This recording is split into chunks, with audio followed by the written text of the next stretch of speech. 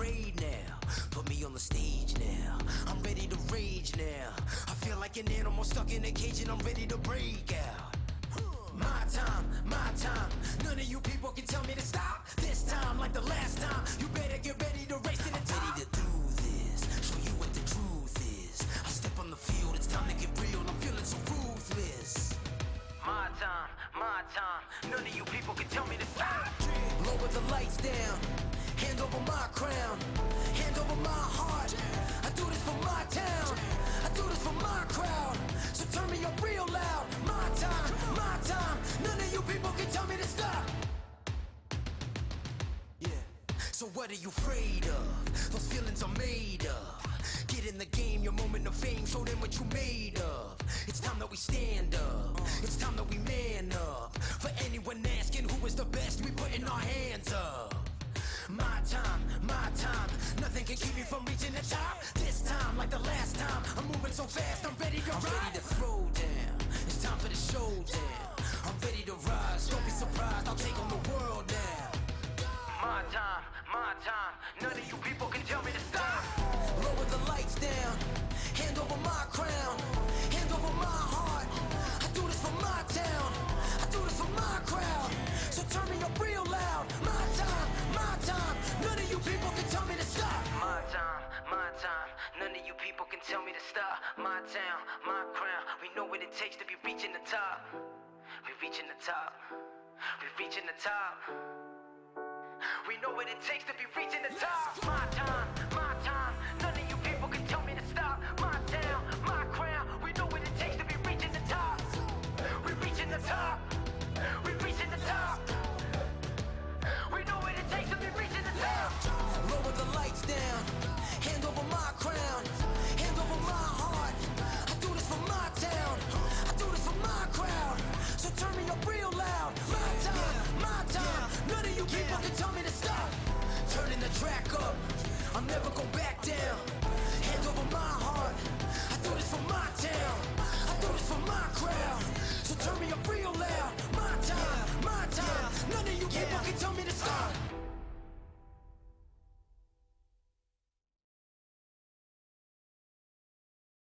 It's the arrival. I came in the league, went straight for the title. No time to idle. I'm finna get it, put that on the Bible. This is survival. Gotta treat every move made like the final. One by a mile. Nobody believe it, they all in denial. Look at me, look at me. Still in the show, that's the crook in me.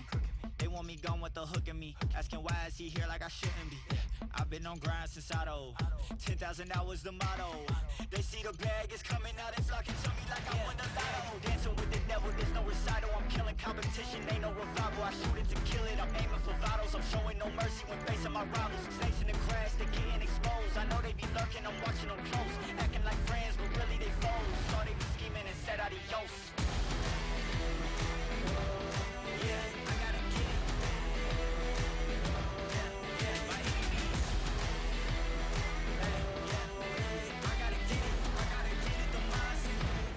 Get it, don't mindset.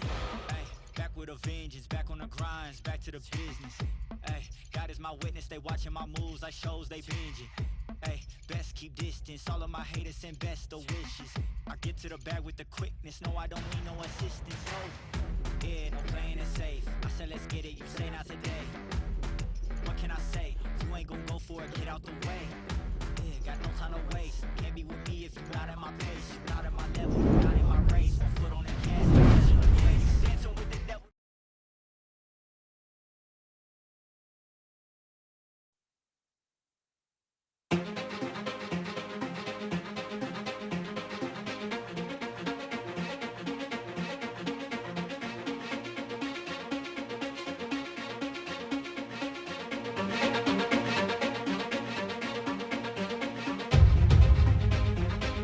The time has come once again for Indycar to make the journey to the beautiful Watkins Glen International Circuit, only this time not in the Dallara IR18, not even the Dallara DW12, but in the Dallara IR05. Welcome to the VRCE Classic Indycar Series. Good morning, everyone, and welcome to CIS action here at RaceSpot TV on the iRacing Esports Network for your running of the Edifice Watkins Glen International Grand Prix. My name is Nolan Rempel, and I got Hugo Ruiz behind the cameras with me for today. Round number 11 in the championship and the final road course of the season. Only 2 races remaining, both on the ovals. The first being at Las Vegas Motor Speedway, and of course, the finale at Indianapolis. For now, though, we have traveled to the state of New York for what is sure to be a thrilling race. Going over to the stand is Lucas Laville, currently sits in the top at 374 points. Robert Groscher just behind him by 49 points at 325, still very much within reach. Joshua Chin sits third with 260 points, with Jamie Wilson and Randy Shoemake swapping spots after Zandvoort for 4th and 5th position. Right now, it is looking to be a 3-horse race for that checkered flag, but in fact, Joshua Chin is truly out of the championship for now. This will be down to the battle between 2 different teammates. And now remember, in the last race, there was an early incident in which Robert Groscher and Lucas Laville tangled together. But it is not the first time that those 2 title rivals have collided in the past. In fact, they have a history of this throughout the years. We managed to compile a few of the clips, which we will now show you. The first one being at August 13th, 2017 in New Hampshire Motor Speedway. That was Lucas Laville dumping Robert Groscher just off of turn 2. Also involved in this was, the race in the same year of Twin Ring Motegi. Taking one more look at that New Hampshire incident. So Robert Groscher definitely getting the short end of the stick in that 2017 race. Now for the one that happened at the Twin Ring Motegi, same year later on lap 49. Laville gets hit up the backside by Robert Groscher. Laville hits Groscher up the backside, and that ended up sending them off. And then, of course, April 8th, that's Sebring. There was more contact between Laville and Groscher, wheel to wheel, in the middle of the corner in that Indy circuit. So it's definitely a bit of a complex one that time. And then, of course, the last race at Zandvoort Motor Speedway, where Lucas Laville, once again, trying to run down Robert Groscher. Robert Groscher gets a little bit loose. Laville approaches and hits him up the backside, sending him around. So it seems like Lucas Laville certainly does have a target on Robert Groscher's gearbox, as that makes about 3 for 4 incidents that have been collided with him. So, well, it certainly has been a bit of a rough ride there for Lucas Laville and Robert Groscher. The 2 of them clearly have not got on over the past little while. So, well, it's going to be a bit of an interesting race here, and at this time, I would like to see if we can bring in my associate Dylan Coyle here with me into the broadcast booth. Dylan, we're expecting this to be one thrilling race here today.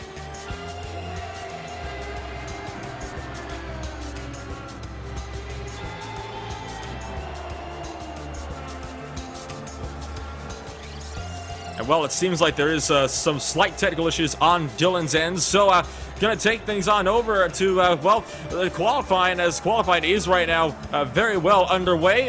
While we're at this right now, there is a tractor that has been prepared by Mr. Robert Groscher for you guys in the booth. Let's take a look at a lap around the Watkins Glen International Circuit. Hey, how's it? Watkins Glen for the Edifice 200. Lucas Laville will be giving you a flying lap around this iconic course. Turn 1 is a steep banked turn with a deep runoff, allowing for a lot of action coming out of the corner.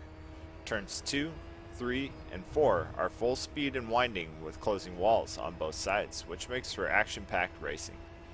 Going down the long backstretch of this track, we will reach speeds near 175 miles per hour with opportunities to catch the position ahead with the draft. Next is the famous bus stop chicane that is very high speed due to the high downforce of the car. Turn 5 is a wide, high-speed corner that requires finesse as it tightens on exit. Turn 6, we will have to brake hard for the downhill left-hander.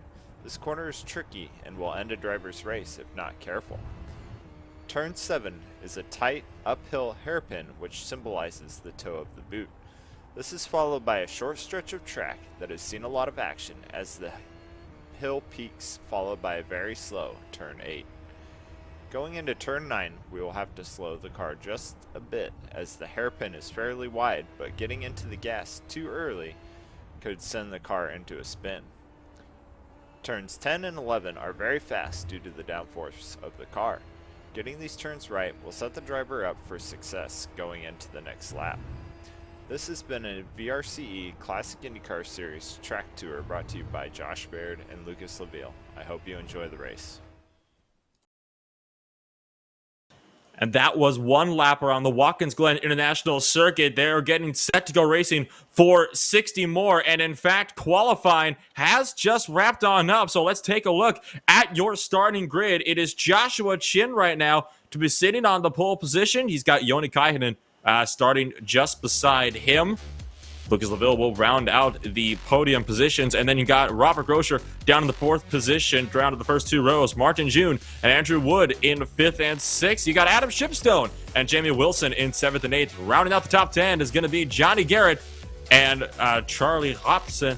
That's going to be rounding out the top 10, of course. Then you got Yen Hoffman and Marshall Stanley in 11th and 12th. Dave Lottle and Randy Shoemaker in 13th and 14th. Franz Josef Stuhm in 15th and 16th. Vesa Gilha Olilia in 16th with Hans Pitkinen in the 17th place. Andrew Aitken in 18th with Josh Baird in the 19th position. And Karsten Broadway in 20th place. Rounding out the grid is going to be Andrew Adair Saunders and Todd Novosad. So, Dylan, qualifying underway. We're getting set to go racing for 60 laps here in the state of New York. Yes, 60 laps in Watkins Glen, New York. I'm not sure if you ever got the chance to go there, but it is quite the gorgeous scenery surrounding the track in lower New York. In the middle of nowhere, it basically is. But when you are there, you'll get a lot of open space as a spectator to walk around the paddock area. And as a driver, well, there's not much more you can hope for than banked turns on a road course. Because I'll tell you one thing, it adds a lot more spectacle to the race than really anything else. Oh, absolutely. And I mean, I think the bank turns is definitely one of the very defining features of this track. And it's what makes the racing so darn good here. I have yet to commentate a race at this track that has not had some sort of action taking place throughout. And we should mention as well that this is, of course, the Edifice Watkins Glen Indy Grand Prix. So that, of course, means we do have a title sponsor shout out for today. So let's get to them right now and pay those bills. At Edifice Incorporated, construction is about as much about art as it is science. It's about a strong vision and the creation of a structure with enduring qualities. It's about creative problem solving and the willingness to deliver above and beyond the expected. It's about passionate teams and long-standing partnerships built on trust, performance, and lasting value. For more, visit www.edificeinc.com. That is edificeinc.com. Pace car is getting set to roll the cars out through the course, and we have ourselves just one lap before we go green flag racing for the third to last race of the 2020 Classic IndyCar Series campaign. I am so excited for this race. And obviously, we're running the classic boot configuration, which that adds more to the spectacle.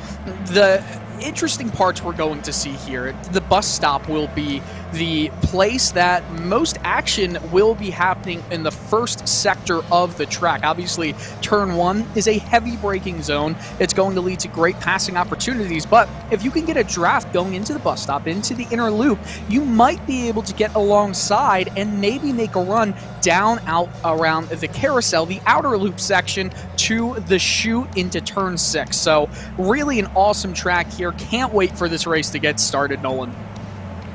Should note that there is one driver that has been given a pit lane start penalty. That is Randy Shoemaker, who is going to be starting from pit road today. Did not make the call for that starting grid, so Shoemaker is going to have himself a lot of work if he is going to get himself back up through the order, because not only does he start for the pit lane, but he's got himself what is going to be about a 15-second hold. That is a default by the service, that when you start from the pit lane like that, you have to hold for about 10 to 15 seconds usually, so he has got a long race ahead of him. I mean, I basically did that when I had a pole position a few weeks ago, so I feel him. I feel him right now. But, yeah, that's going to be a big penalty, and obviously, if we're talking about what happens in a normal IndyCar race, we're not going to see yellows like we would have seen if we were on an oval. So, it's more of a penalty than otherwise it could have been. We should note as well that despite this, there has been one occasion, I believe it was in the 2017 race, where there was actually a full course yellow for a massive lap 1 wreck, so we'll have to see if this will happen today. I mean, you know, the lap 1 incidents are not out of the ordinary, and, you know, even big crashes all throughout the track. I mean, it's so easy for this place to bottleneck. I mean, most memorable for me would actually be in the IVRA Club Sports Summer Series in the 6 hours of the Glen, when you had about, out of the 50 cars that are on the track, about 20 of them piled up in a massive roadblock in the S's. So that was definitely a major mess. We have to hope that maybe we won't be seeing that here today. Yeah, let's hope. And as they're about to go into the last few turns of the track, 10 and 11, the pace car set to peel off. Nolan, get ready for this call. It's going to be a mad dash to turn 1. Tighten those buckles. Hold on to your hats. We're set to go. Indycar racing at Watkins Glen International. Out through the final corner. The pace car pulls it off the pit lane. It is now in the hands of Joshua Chin, who's on the loud pedal. He is up and away by a big margin. And we are green flag racing here in New York. And already they're looking to go 3 wide behind them in the run down to turn number 1. A lot of cars taking a very comfortable route around turn 1. Looks like no incidents, no touching of tires there. And as they go through the S's, a big lead in front. But we do have some 2 wide action. Almost hit the barrier. You've got to be careful if you're going around the S's 2 wide. And possibly a pass for the lead. It is fast for the lead. Joni Kainen puts himself up in the first place, and a big draft out through the S's, down that back straight, through the bus stop chicane now through the very long carousel. Joni Kainen not wasting any time at all on Joshua Chin, who's going to go right to the front as they enter the boot. Entering the boot, it's still Chin in front. Obviously, Chin is far back in the standings for the championship. Doesn't look like he's even going to have a shot to win, but 114 points back. It's really between LaVille and Grosser, and obviously we'll keep an eye on those two and their performances as the race continues. Right now, Lucas LaVille is in the points lead, but he is definitely not in the race position right now to win this one. Right now, that is actually Robert Grosser right now, who's trying to, he's in 4th place right now, and Lucas LaVille, his team, is sitting in the 3rd position, so LaVille is looking set to extend on that championship lead right now. We could potentially see a move for the lead here soon, as Joshua Chin still trying to close in Joni Kainen, and Kainen will take the lead at the end of the first lap. So the first lap will go to Joni Kainen. Now, what can Joshua Chin do to try to find his way back? He's going to take, both of them are going to take some wide entrances and exits through turn 1. You are no grass or gravel like the old days of Watkins Glen, so they will both get a good run. Look at these cars going through the S's. It's wonderful to watch, and another pass for the lead. Looks like it's going to happen into the boot. Joni Kainen letting off early, letting Joshua Chin have that spot. Now through the carousel, can Kainen try to get him back, or will he have to wait until they get around to one of the longer straightaways? He's not going to be able to get that run out through the carousel. He is going to have to wait as they throw themselves down to the boot section once more. Once more in the boot section, it's Chin, who is very happy with the view that he currently has in the back. And it looks like there's going to be some action as this race continues to unfold, pretty much happening before they get into the boot. You almost have to look at the boot as an opportunity to get a move situated going back onto the front straight and into turn 1, Nolan.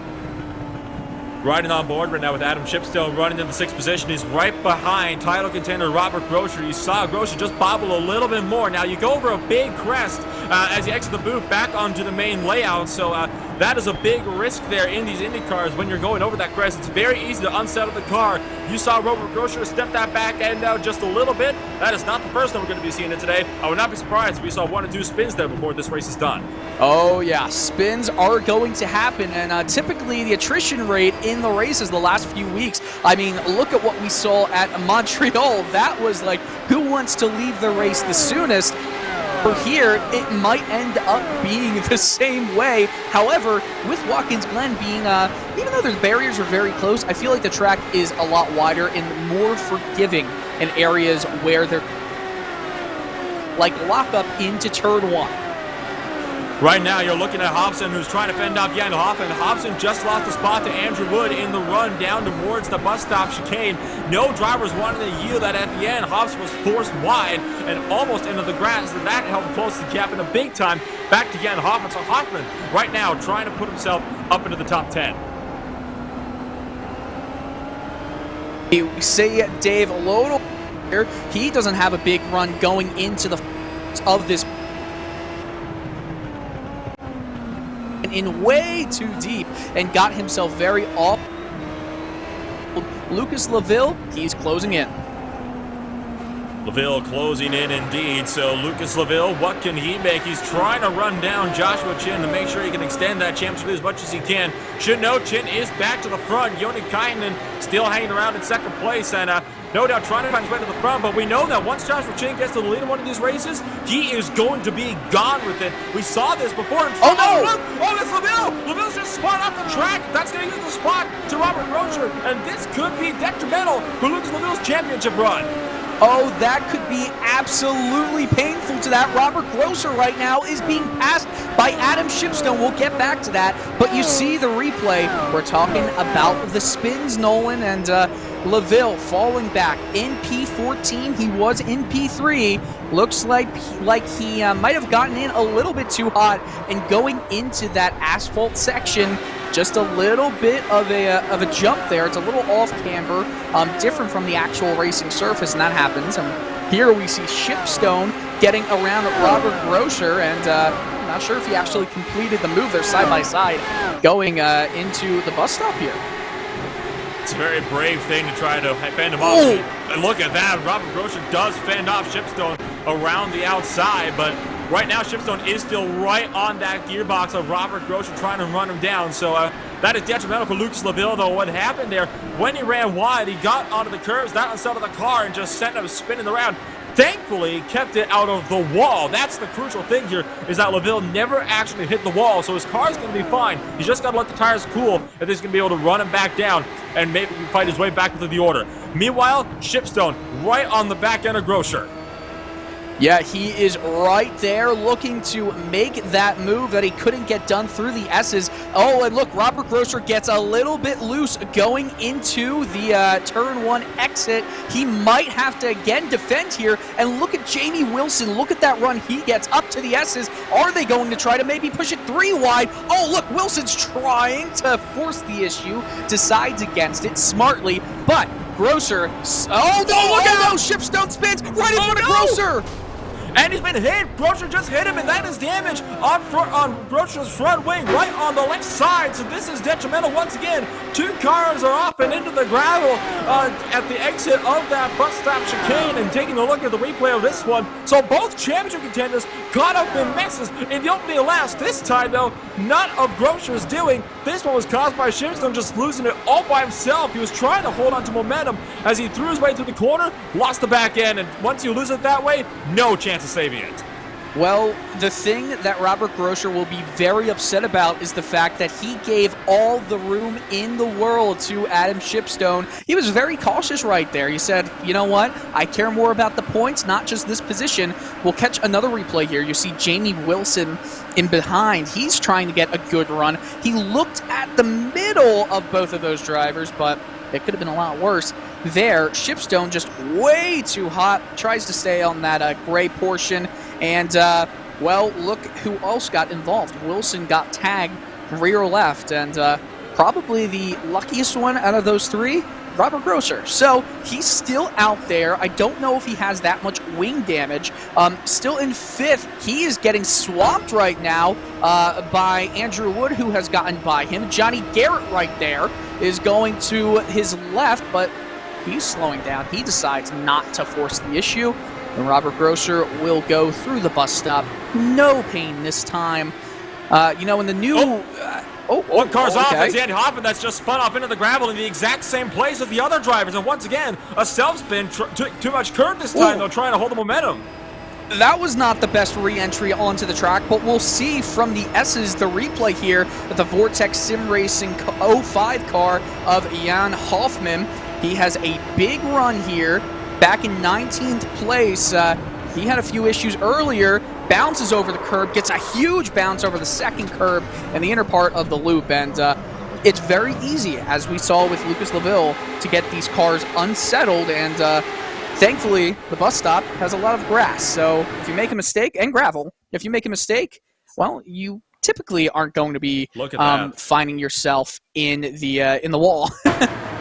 taking a bit of a slow motion run there. You saw that car clatter over the curves. He actually got airborne for a hot minute, and the second that car hit the ground, it was going. There was no question about that. Johnny Garrett had a bad exit from the final corner, though. He is getting swamped right now. Now back up the inside of Lucas Laville. Laville trying to fight. Potentially, oh my contact! Finally the car around. That's David Lodi that has just had a big spin. Another car behind him as well in the middle of the track. Look out, Stanley is involved. And that is so close. Too close for comfort for a lot of these drivers. The race of attrition has just begun. Oh man, that's just a shame for so many drivers. You go 2 by 2, and 2 incidents actually happening separately. One was the result of the other, and then we see up here through the S's 3 wide a move. That was pretty daring, especially with the speed of the other cars. We get the replay here. Lodel gets tagged. He spins violently, and he gets back on the track. He sees the 96 right in front and watches as another car just sweeps past him on the inside. So just an update. Lucas Laville, remember he spun from 3rd. He's back up to 8th place. Robert Grosser in 5th. So both of the championship leaders having major issues, but they're still dealing with it, and they're doing well. Robert Grosser would be closing in on that championship deficit of 49 points that he has, but is it going to stick in a positive way for him? Now, here's the thing. You said earlier on, just a little while ago actually, that Robert Grosser might not have that much damage. The problem is, the little bit of damage he does have is very much aero, and this is a very aerocentric track, right. And that is, I think, one of the Vortex Sim Racing cars pulling out. That's Lucas Laville, actually in the pit lane. That's a very interesting call. The fuel window, for example, we'll get back to my point in just a minute, but the fuel window is about 22 laps, so lap 8, this is no doubt an unscheduled pit stop. Something has befallen that number 29 machine. Yeah, I'm trying to think of any strategy that could possibly be taken here. We watch him in the pits. He gets a new set of tires, it appears. He's been launched up on the jacks, and he's good to go. You know what I think? I think he's thinking, I want to get some clear air. Nothing to worry about with drivers in front. And maybe he had a little tinge of damage he wanted to get rid of.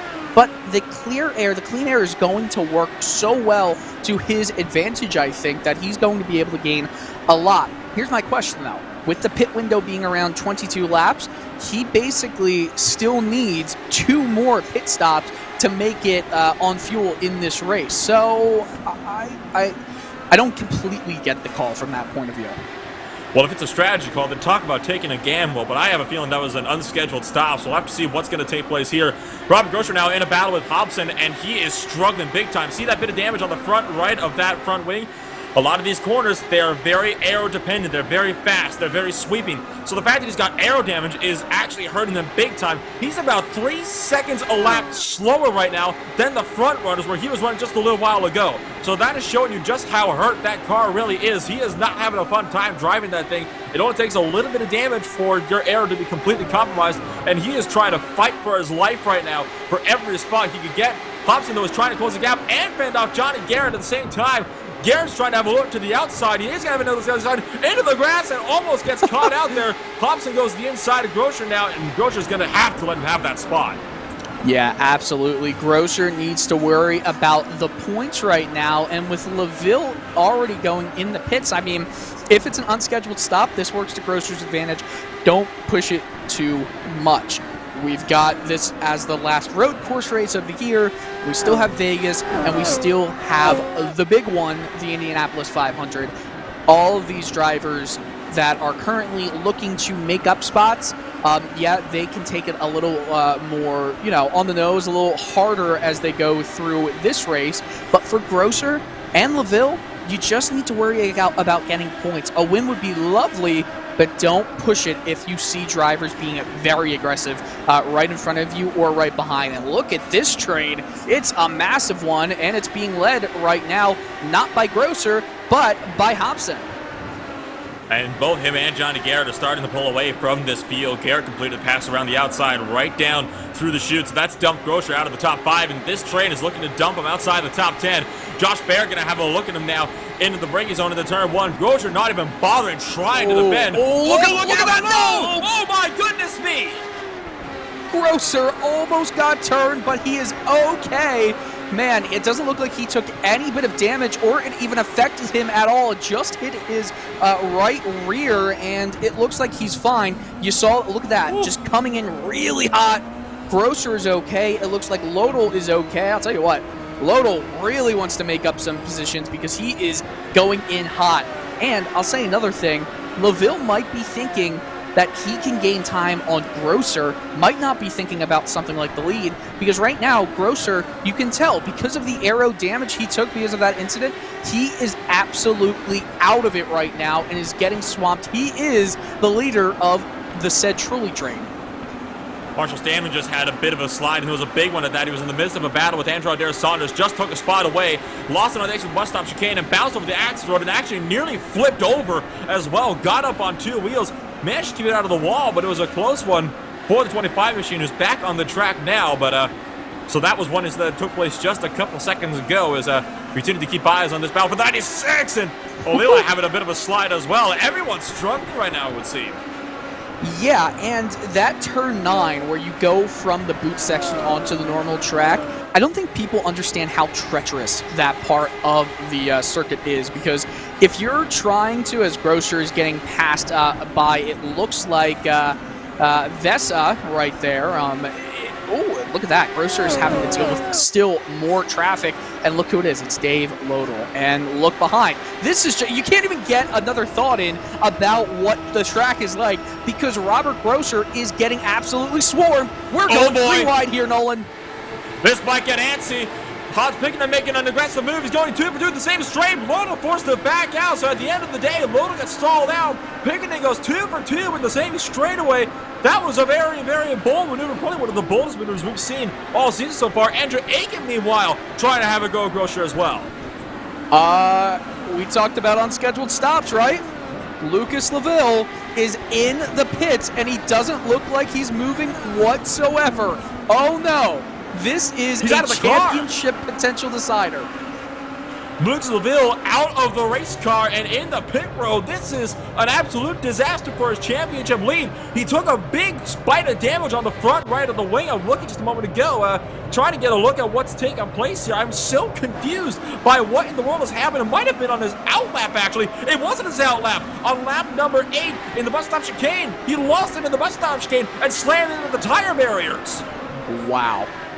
Lucas Laville, the championship leader. You know, this is my 3rd race at the end of this classic IndyCar series. And Nolan, remember when we were talking, when I joined the series, we were saying, we don't know if the championship has anything left in that. Well, in the Montreal race, Laville had issues and was almost finished dead last. And look at this race. This is remarkable. This championship is going down to the final day. Now, Robert Grosser, he's currently in 12th, again getting swamped. I think he's just holding on for dear life right now until the fuel window does open up. Because it does open in around, 10 laps time?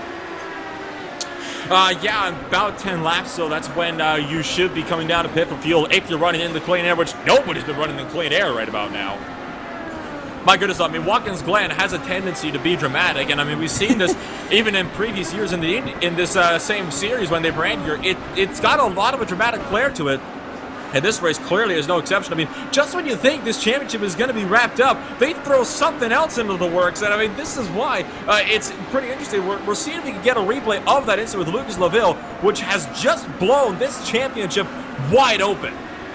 Yeah, with the championship being blown wide open, this means that Robert Grosser has to be even more careful. I mean, this has the potential to be a spot where Grosser can find as many points as possible here. We might be getting the replay of Lucas Laville in just a few moments.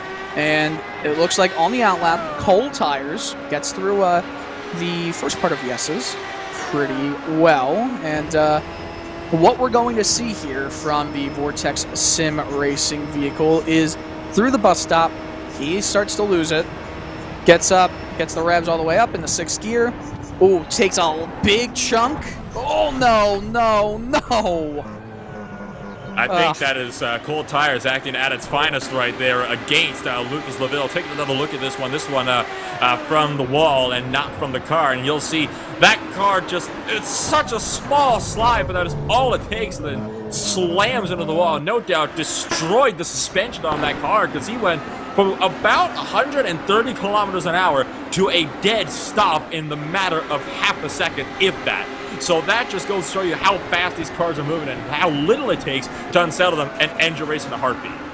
Yeah, and I mean, again, we've seen the curbs be very deadly, and it catches a driver out if they are not expecting it. Right there, the entrance back onto the main track, it's you're almost going from a gradual uphill section to all of a sudden a flat section back on the main track, and that can really get you, loose too, off balance here. And speaking about off balance, Robert Grosser has officially fallen back 10 positions, or actually now 11 positions. Andrew Adair Saunders just passed him for P14.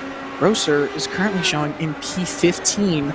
He is close to being the last car on the lead lap. I mean, just holding on for dear life now. I think Grosser can still make a charge, at least to Johnny Garrett, if he is able to hold it, but I don't know if he has it in him.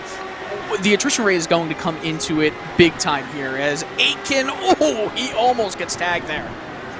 And yet Hoffman took a bit too much curb and a bit of the grass on the exit of the chicane as well, so that has sent him wide, really wide, through the carousel, almost into the grass once more. This is the battle right now for 11th place on the track. Jan Hoffman now trying to fend off Andrew Aiken in a bold move down towards that bus stop chicane. It's always terrifying when you're side-by-side on the approach to that chicane because it is so one line. It is impossible to go side-by-side there. Even most real-life professionals will tell you that it is so difficult to go side-by-side there in cars that go this fast. So the fact that Hoffman is able to make that kind of a pass so confidently is truly something.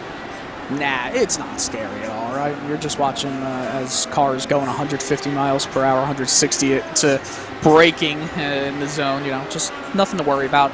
Awful joke, I know, my sense of humor is very off. But nonetheless, we're seeing some moves being laid down. Johnny Garrett, again, in 5th place. He and Josh Baird are fighting for that top 5 position. They're getting fairly close to each other. Almost half a second separates them.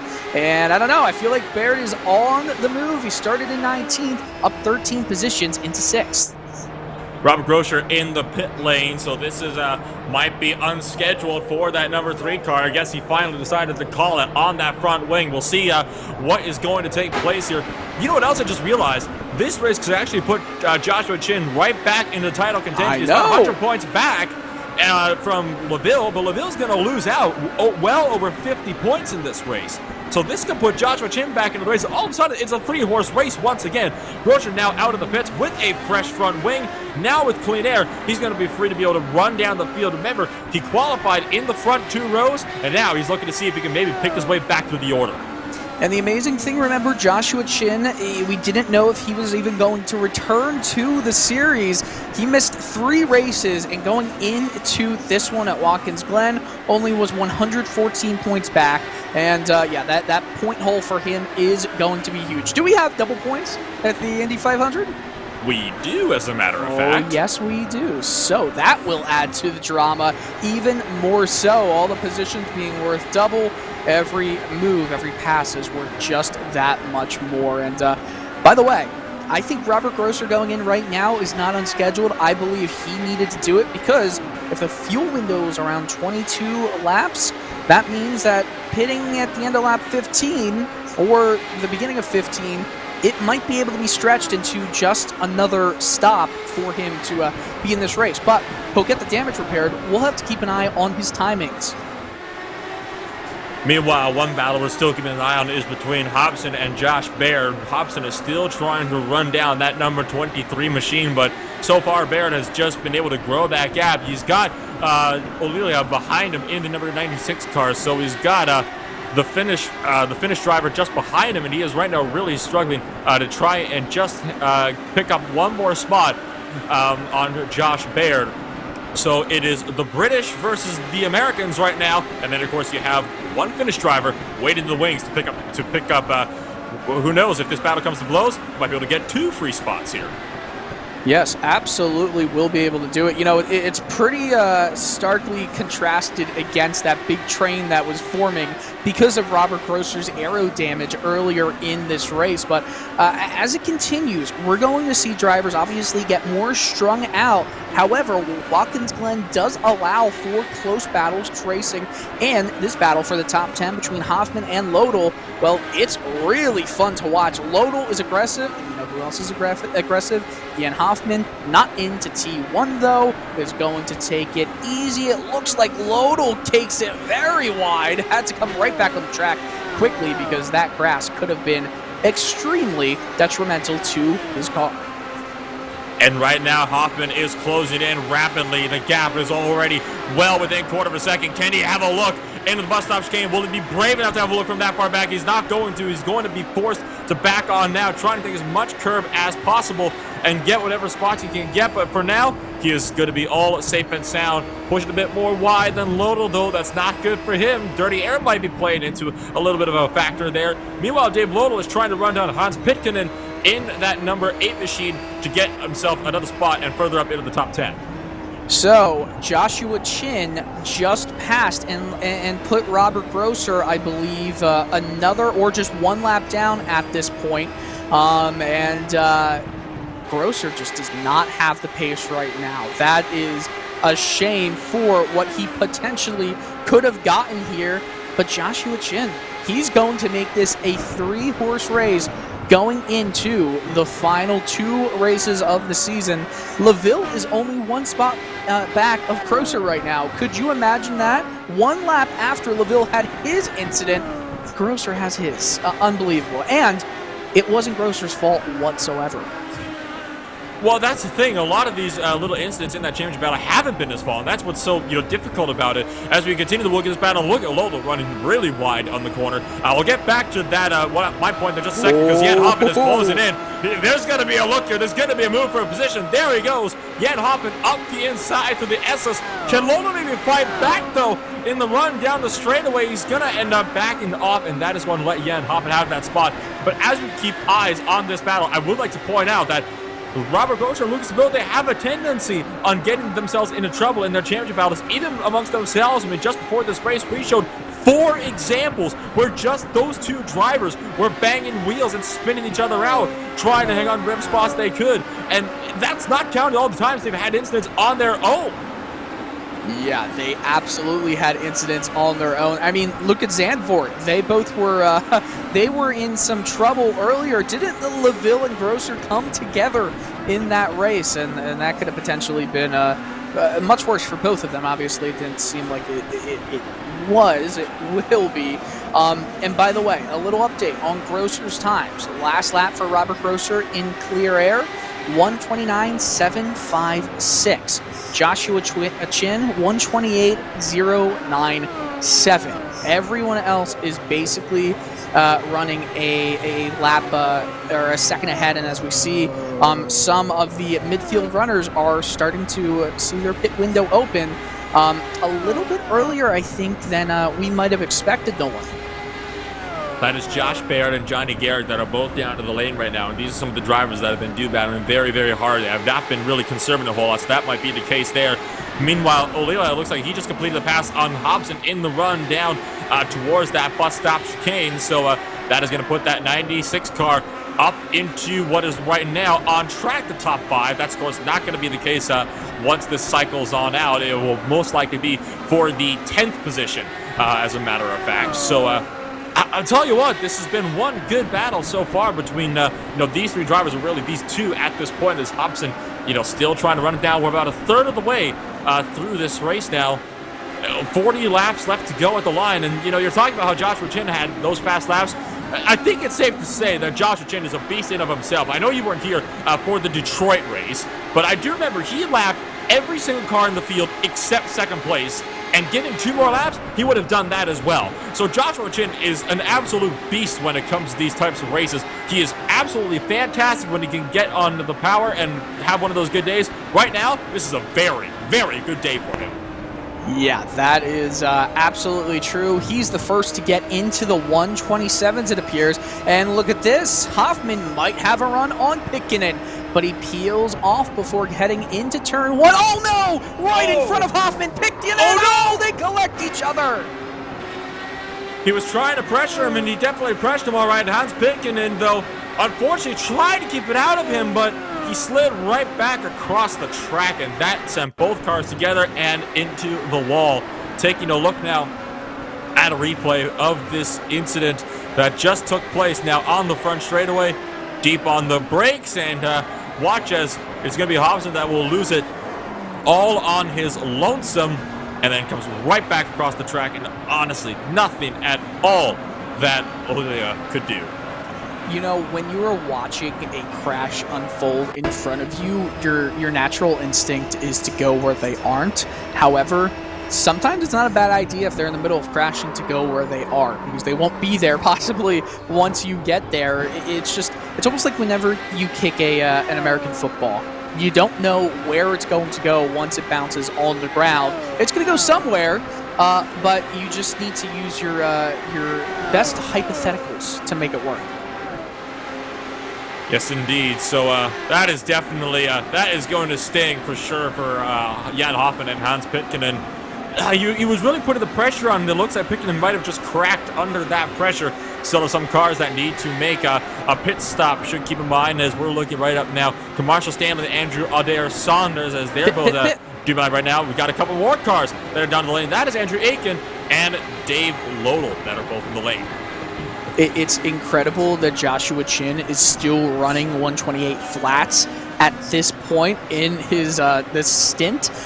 I mean, I don't know if he's even going to be coming down right now. If it's not for fuel, there's no reason really to, because he's running laps like he is on fresh tires. It's incredible. Should note that his qualifying lap was 1:27.050. His fastest race lap is only 0.8 of a second off of that, and that was set just 2 laps ago. So that shows you just how quick that car is, as now he does come down to the lane, and no doubt this will be for a fuel stop, because if those tires are hurting, he's not showing it at all. All Lucas Laville needed to do in this race, and at least the next 2 races, is survive. That's it. And even if Joshua Chin won every single race, it wouldn't have been any worries. However, right now, Joshua Chin is certainly putting himself in a position to make some moves in the championship order. I mean, look at the qualifying times. 1:27.05, like you said, over 6/10 quicker than second place. 6/10 from second place on back only covers it covers second, 8th place. But first to second is 6/10. Remember, all of these cars, well, they're the same cars, might be set up a little bit differently, but at the end of the day, my word, Joshua Chin has speed like no other. I cannot wait to see his first lap on fresh tires to see what he is able to do with them now that he's got absolute clear air, not having to worry about any potential fighters behind him. I would like to mention as well that the previous lap record for qualifying was a 1:30.098. The race lap record for CIS was a 1:31.239, both set in 2015. Okay. Joshua Chin has smashed both of those by well over 3 seconds. Do you know what's even more crazy, though? The fact that he's actually beaten the real-world qualifying lap record by half a second. It's a 1:27.526 at this same track in the real world. So the fact that he smashed that record in qualifying alone, he's even getting a little bit close to the race lap record as well. That's a 1:28.064. So this is just absolutely astonishing right now, what we're seeing from Joshua Chin. Well, Chin did get a 1:27.8 just a few laps ago, so wouldn't that be the race record? That would be the race record. So Joshua Chin setting all the records today, it would seem. Oh, yeah, a little bit of a wiggle, though, going back onto the asphalt. The worst thing that could happen is he gets loose and hits the wall. I don't see it happening because Joshua Chin is a master of controlling his race. I mean, God, in the 7 races, he has 3 wins so far. He's en route to a 4th if he keeps this up. But this is the flying lap. We need to take a little look on board, see how his movements are, because Nolan, just that car. Let's just listen in.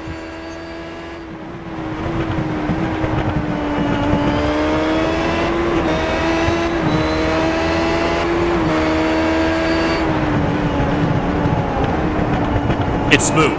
The inputs are very, very smooth with that car, and that is the key to controlling this thing. You cannot make, sudden jerky movements. That is never ever going to win a race. He is on the throttle smooth. He's on the brake smooth. He's doing whatever he can to try to make sure that car is smooth. We just had one car spin off of turn 1. It's Hobson. Hobson into the barriers off of turn 1. A self spin. Meanwhile, a battle is also on for the 8th and 7th position as well, and that position appears to maybe have just switched hands on the edge of the bus stop chicane, but should note that Hobson into the pits, and no doubt out of the race, took too much curb on the exit, and around he goes.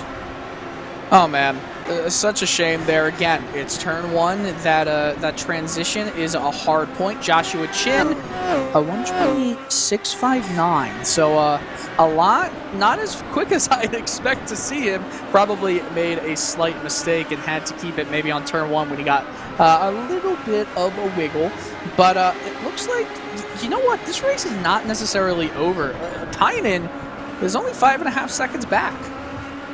Oh, absolutely not. This race is certainly not over as well. And I mean, this battle is showing here. This is the battle for the 6th position between Josh Baird, Johnny Garrett, and Olilia. The 3 cars right now are running line astern right now. Baird is leading them right now, and Johnny Garrett is trying to close in from behind.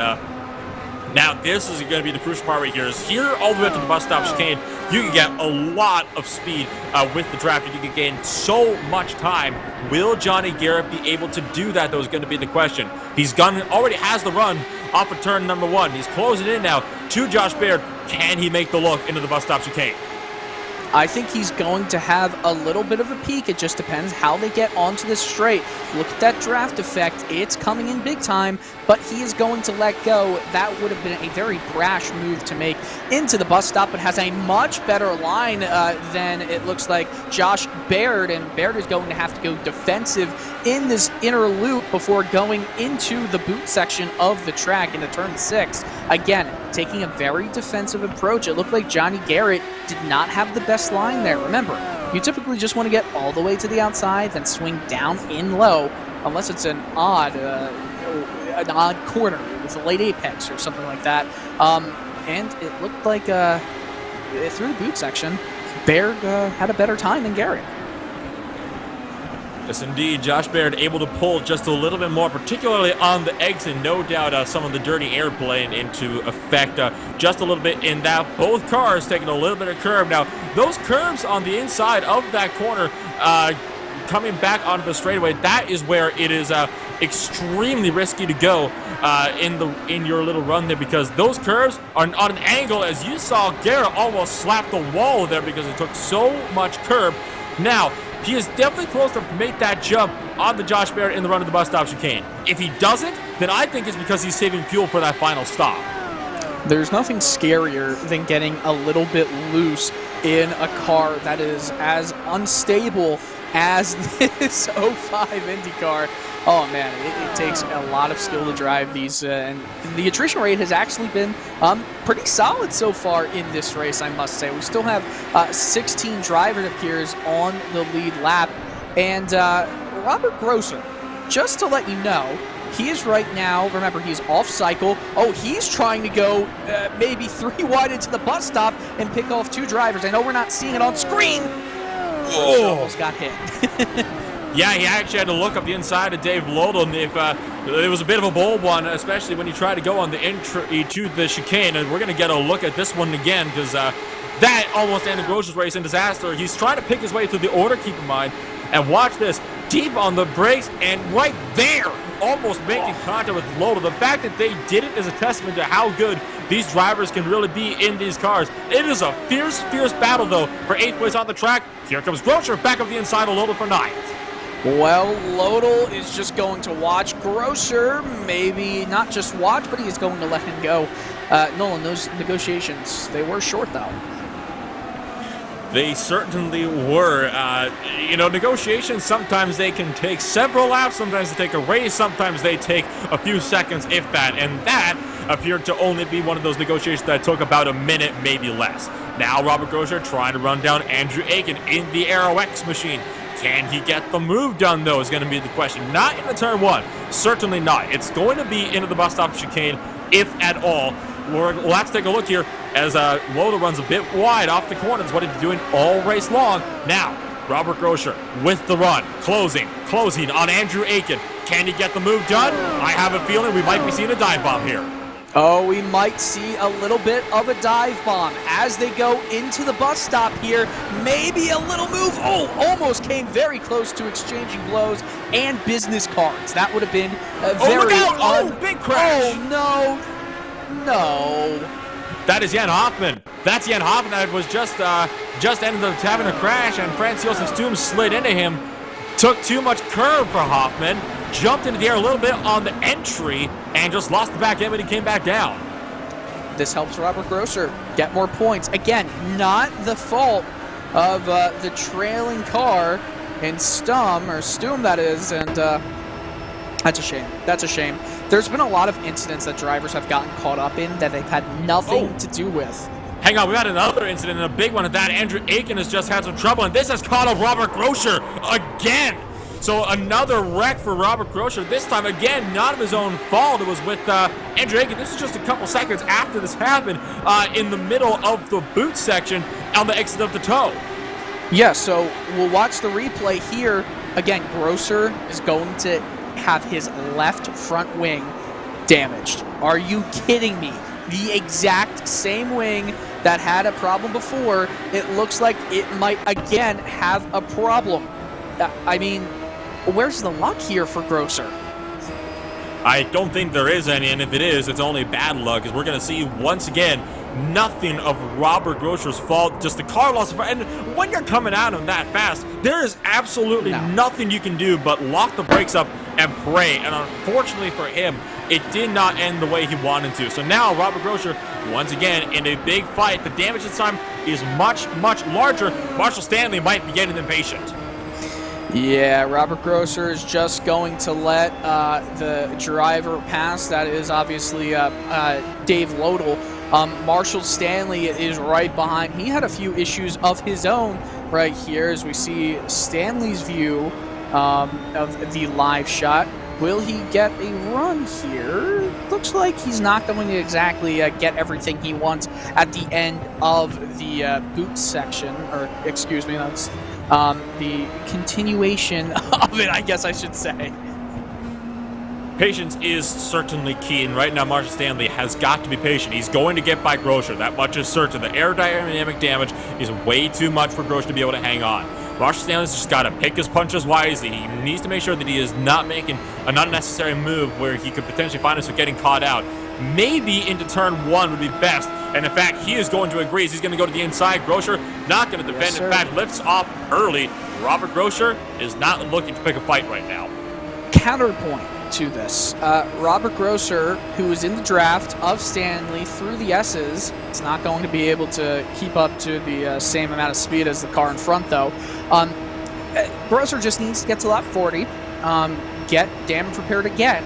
He was making his way back up through the field very comfortably, and obviously that hit was hard, but there's also damage we can't see, Nolan, as, ooh, look right behind. Saunders wants to make quick work of Grosser right here, side by side. Grosser just lets him go. Think about it this way. Grosser might have had a lot more damage to parts we couldn't see in the earlier incident because it was unquestionably a harder, more direct hit.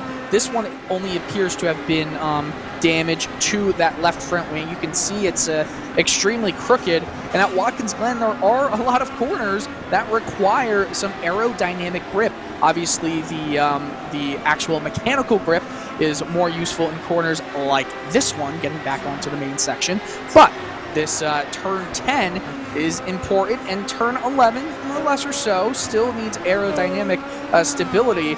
I mean, the biggest place is through the S's, and that is how you get a move set up going to the bus stop chicane. And he's not going to be able to do that, at least until he gets this wing fixed. And not to mention the bus stop chicane itself. It's pretty tight, but it is definitely very, very fast at sweeping as well. And right now, Joshua Chin is looking set to put Grosher down another lap, or I guess put him back down one lap, as Grosher did manage to work his way up to the lead lap. And you say he has got to make his way up to lap 40. Technically, he's only got to make it to lap 38 because the fuel run is about 22 laps in clean air. If he can make it to lap 38, he theoretically should be able to make it to the end of the race on fuel. Grosher's going to let Joshua Chin through and not going to put up much of a fight there either. Yeah, Joshua Chin is absolutely running the gauntlet right now. You really got to give credit to Kayanen and June as well, because they're within 10 seconds of Chin. They're really keeping up with pace. Andrew Wood is another 26 seconds behind, but other than that, I mean, everyone else is around a minute or more behind, and these drivers are doing a good job of keeping up with Chin. Obviously, unless Chin makes a mistake, there's almost no chance of anything happening. But Kayanen and June, they might be getting close to a P2 battle. Well, while things have settled down for the time being, it may as well be time to give a shout out to not the race sponsor, but certainly the series sponsor for the 2020 campaign. Well, actually, we'll get back to that as Robert Grosher in pit road. He's going to have to make another stop. There's no way that he can go to the end from here. You know, I think you just do the math, and you see the speed that you will lose in the time that he is trying to fight with that wing compared to the time that he will lose by going into the pits. I think he works it out that he will be able to gain all the time he loses compared to if he stayed out and dealt with that damaged wing. If we're talking about times in previous laps, I mean, he was a good, I don't know, like 5 seconds slower than the leader, if not much more. So I think this is the right move. Watkins Glen does not have an extra long pit lane, which is good. He's back out on the track. He's got cold tires, so deal with that as you will. But Grosser can still get a nice haul of points, a nice chunk of points. We know one thing, though. Going into the final two ovals, the final two races of the season, it's going to be close between 3 drivers. And meanwhile, one other thing that is certain is that the battles are still not done throughout the race, as we got Carson Broadway now trying to fend off Todd Novosad just behind him for the iconic motorsports machine in the 36. So 35 versus 36 and 2 different teams at that. Broadway is doing a good job trying to hang on. The gap is hovering at about 5 or 6 tenths of a second right about now. And well, that timing delta that you saw just a second ago before it changed to 7 tenths, not a number you usually see too much, but usually a bad omen, though. Oh, yes, it can be quite the bad omen, but it looks like it's he's doing the best he can. He's facing adversity in this race. He's gotten wing damage on 2 separate incidents, both of which he had absolutely nothing to do with in terms of making them happen. But he's still staying in. He's still staying in the fight for the not the win, obviously, but a top 10 position, very well in the grasps. And now 3 tenths away, Novosad closing in a quarter of a second now, still not able to make the look, and in fact Broadway able to extend the gap by a little bit through the bus stop chicane, and now Novosad might be getting a bit held up here as Broadway's taking a bit of a tighter line there through the carousel as they go once more onto the boot.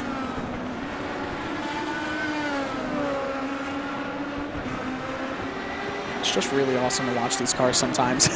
Sometimes you just get lost in watching them just run around the track at the speed that they are moving at.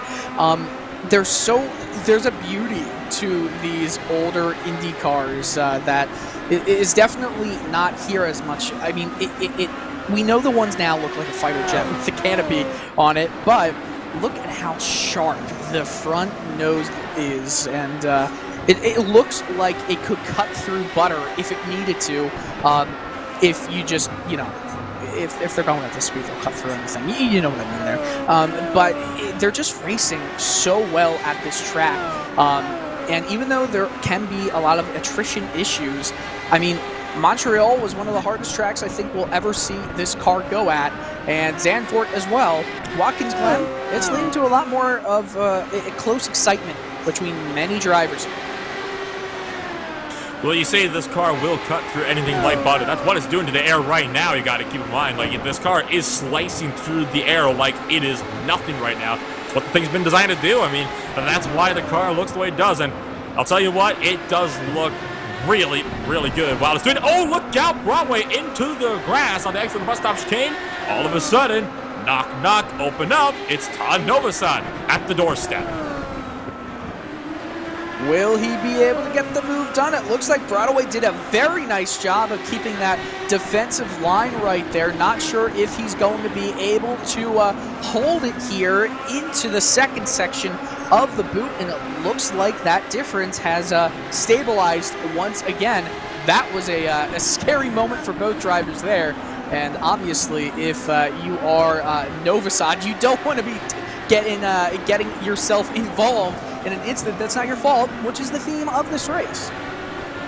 It certainly has been. It's a massive, massive unfortunate that, you know, so many drivers have been taken out the way they have been in the midst of this race. I mean, seldom is it the driver's fault when you're tailing somebody. I mean, that's been most of the multi-car incidents in this race. Somebody loses it on their own in front and just collects drivers behind. I mean, that's how LaVille was caught up originally before he had to go and take it to the lane. Then he crashed, of course, again in the bus stop chicane of his own mistake. It's still a tough track. That's the thing about it. This track looks easy. They make it look easy. It is still very, very tough. So I'm taking a little peek at the timing. Robert Grosser is hitting in the mid 128s, while most of the rest of the field are, especially if they're in traffic, are 130 mids, 131s. If you're in clear air, you can get into the upper 129s. So let's just say he's gaining 1.5 to 2 seconds, maybe even more with these battles happening on track per lap. And if you, give that 10 laps of having these fresh tires, that's a 30-second difference. That's a lot of time. There's some positions gained there. And obviously, he'll be back on the normal pit cycle, most likely at the same time or similar. We'll see how that works. I don't know. What do you think Grosser should do? Once the pit window opens for all the drivers here, do you just dive into the pits, get a little bit of a top off on fuel and get new tires, or do you just try to make these tires last a little longer and have a very small splash at the end? It's a bit of an interesting one, isn't it? I mean, this is where we might be seeing some of the strategy come into play for drivers like Robert Grosser, who have had to make those unscheduled stops. I mean, Grosser, no doubt, has to make a splash and dash at the end because he can't make it all in one lap on the fuel. So this is going to be crucial here for Robert Grosser, as he is no doubt going to be trying to think of every way that he can pick up just one more spot, because every spot that counts brings him one step closer to Lucas LaVille. For drivers like Joshua Chin, meanwhile, I think it's a very cut and dry 4-tire, top tank up, and go on your way. Yeah, I just think for Grosser right now, just he needs to stop necessarily thinking, or I guess I should stop thinking for Grosser about his strategy, because all he needs to do right now is just race the hardest he can, because he's putting in some really decent lap times right now. More than decent, he's putting in some top 5 at least lap times. And look at this, Broadway is still dealing with Novosad right behind him. The iconic motorsports car trying to make a move look iconic here at the end section of the boot.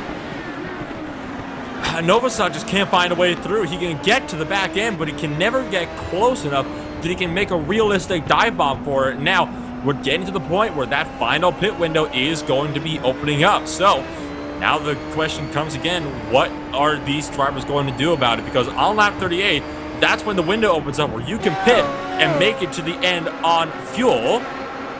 And it looks like Joni Kainen might have had, he's falling back down to third. It looks like Kainen might have actually just had an incident. In fact, he has a spin in turn 1 under braking. Oh my goodness, that's a big snap. And he saves it though, getting very close to the pit window, so he's not going to lose any spots from that, except for obviously P2 to Martin June. Man, that is a scary incident. That could have been a lot worse. Oh, absolutely. I mean, there is, of course, a very menacing tire barrier at the end of that runoff area, and Ask Jimmy we've Johnson seen. about it. Oh, yeah, well, and Denny Hamlin, as a matter of fact. right. Both those drivers have had incredibly hard hits to that barrier, and they can both attest to the fact that it is not pleasant if you hit that thing. So it's a good thing that he did manage to keep himself steady, so should get himself good to go. Battle might be on for 6th place, though, as Olivia and Josh Baird have started to close in the gap as well. Yeah, Josh Baird, he has made his way back up into these fights after a few mistakes of his own, but Dave Lodel, they've quietly put in some pretty good races here, and obviously he will, it looks like, get the move done here, and continue moving. Johnny Garrett is the next man to be the overtaken by Baird, excuse me. And already the gap is starting to grow. I wonder if it looked like, to me, Olivia actually maybe let him have that spot. He went defensive, but didn't really fight him too hard in the run down to the bus stop chicane. In fact, I think he actually let off early, so I think Olivia might be trying to conserve a little bit of fuel right here. Of course, you got to remember as well, those are Iconic Motorsports teammates that are running one another, so that may have been a team call there as well. This is true. This is very true. We see that difference right now. Baird has better pace, so let him go ahead and try to get after Johnny Garrett. Realistically, Gary is the only driver that they can catch and get into the top 5 potentially before this race ends. Now, there's still some other things to consider here. The guy behind both Baird and Avessa is Dave Lodel. Lodel is very far behind them. As they're going into the S's, he's just now getting onto the front straight. So, quite a difference there. Don't take each other out. Just try to get into P5, and you'll be good. You'll be a happy camper. Robert Grosser update. He's still running a 1:28.5, so he's making up some good time. He's almost caught up to Novosad and Karsten Broadway. I mean, that could potentially be a big battle brewing. Oh, and don't forget about this. Andrew Adair-Sanders, Dave Lodel, they look like they're having actually, that's still quite a while away. Kynan actually is the car right in front of Lodel. So Lodel, the first man a lap down, is dealing with getting past. It's almost like an endurance race because of how different the speeds are for a driver like June, and Kynan compared to the rest of the field. And you got to keep in mind as well that, a good portion of this does have to do with skill. Joshua Chin is a very seasoned IndyCar racer. He's a very experienced one at that. I've seen him in, dozens and dozens of IndyCar events. He knows how to work these cars. He knows how to tune them just so that he can go his way. Should note one update from the pit road. I saw a puff of smoke. It looks like Jan Hoffman, who stopped some time ago, looked like that car might have just cooked itself in the pit lane. So seems like that has been one case taken care of there. Meanwhile, Olivia still trying to run down Josh Baird to see if he can maybe take back 6th place. Right now, though, Baird's extending that gap. Oh, he is taking all the curbing he can possibly get. I don't think he's going to have nearly enough of a draft to get any sort of a move in semblance even done here. Obviously won't. Ooh, Vesa has to take some avoiding action and go through the grass. That will cost him some time. He might have to yield some more seconds. It's already cost him majorly here. He is still at 135, and he catches back up on the throttle, hits the brakes. Well, that could have been a lot worse than it was. I want to take a look at this on board, and if we can, slow it down when we go on board, because that wheel gave the smallest of twitches to the right, and that was all it took for that car to be sent off into the grass. So, most fortunate there. Here we go on board with him. We'll see if we can maybe slow it down as we approach the braking zone. So, there are the braking boards on the left side of the screen. We're going to slow this down here. Watch the wheel as soon as he turns in, because that is when this thing is going to shoot around on him. Still on the brakes, now turning in. Watch the wheel. Right there. It shoots to the left, not the right. That car was loose the second he hit the brake pedal, and that was all it took for that car to be sent flying into the grass. Now, there's two things to be said there. One, look at how little of input is needed to make the car as loose as it possibly was. Obviously, we cannot see the throttle and brake readings. That would have been showing something a little bit erratic as well. The other thing, very smart from Vesa to take that action to go into the grass, because if he tried to make that corner, it could have been race over for him. Instead, he still has a clean bill of health on the car, and he still can chase Bear. The race is still, it's not young, but it's not even close to being over yet. Still a third of the race to go. Another Robert Grosser update. He is still catching up to some of the cars in front, and that could be a top 10 for him. A top 10 is big. It could have been better, though. Anton Novosad has just given up on that battle for the top 10. He's pulled himself into the pit lane, so potential undercut here for Novosad on his opponent. Get the fresh rubber, get into clean air, and then maybe leapfrog him on the pit exit. So we'll have to see what this will mean for him, if he'll be able to make that work. While we're waiting to see if this will bring any fruit or not, now it's time to take a look at our title sponsor for the season, the Virtual Race Car Engineer. It is a software package that includes the Setup Developer Tool and the Virtual Race Car Engineer, which assists real and virtual race cars. The Setup Developer Tool walks the user through a step-by-step process of creating and customizing your very own personalized baseline setup. And it does so by asking simple questions about the car and track type and behavior of said car on said track. The Virtual Race Car Engineer further fine-tunes the baseline setup to get the absolute most out of the car. It offers whole lap and corner-specific advice, meaning it will get the very best out of the setup and indeed the car. Both the Setup Developer Tool and the Virtual Race Car Engineer can be found in the link below. See the video description. So, 40 laps down, 20 laps to go. Joshua Chin, unless he makes some kind of major mistake, he's already got this race very much in the bag. Don't jinx it. Don't jinx it. It does look like he's got it in the bag, though. He's, you know, the crazy thing is, you've never seen a 5, a 6, a 7, now 11-second lead look so dominant. But it has been. Like, June has had a very uneventful race, but Shen is just outclassing the entire field today. I mean, June is running 128 flats. And still, Joshua Chin is surpassing that with a 127.884 at the end of his tire life. Yeah, that also is with a lighter car because not as much fuel is in the machine as it will be in a fuel up time. But it's just remarkable. Just remarkable for him. I mean, Joshua Chin is one of those drivers, and we've seen this time and time again, that once he has the lead, unless something major happens to him, he is going to run away with it. That's exactly what is happening here. He did so in Detroit. He was starting to do that in Brands Hatch. And as we say that, new fastest lap, Joshua Chin, a 127.759. So Chin continuing to put the hammer down and continue to set new series records here in this race.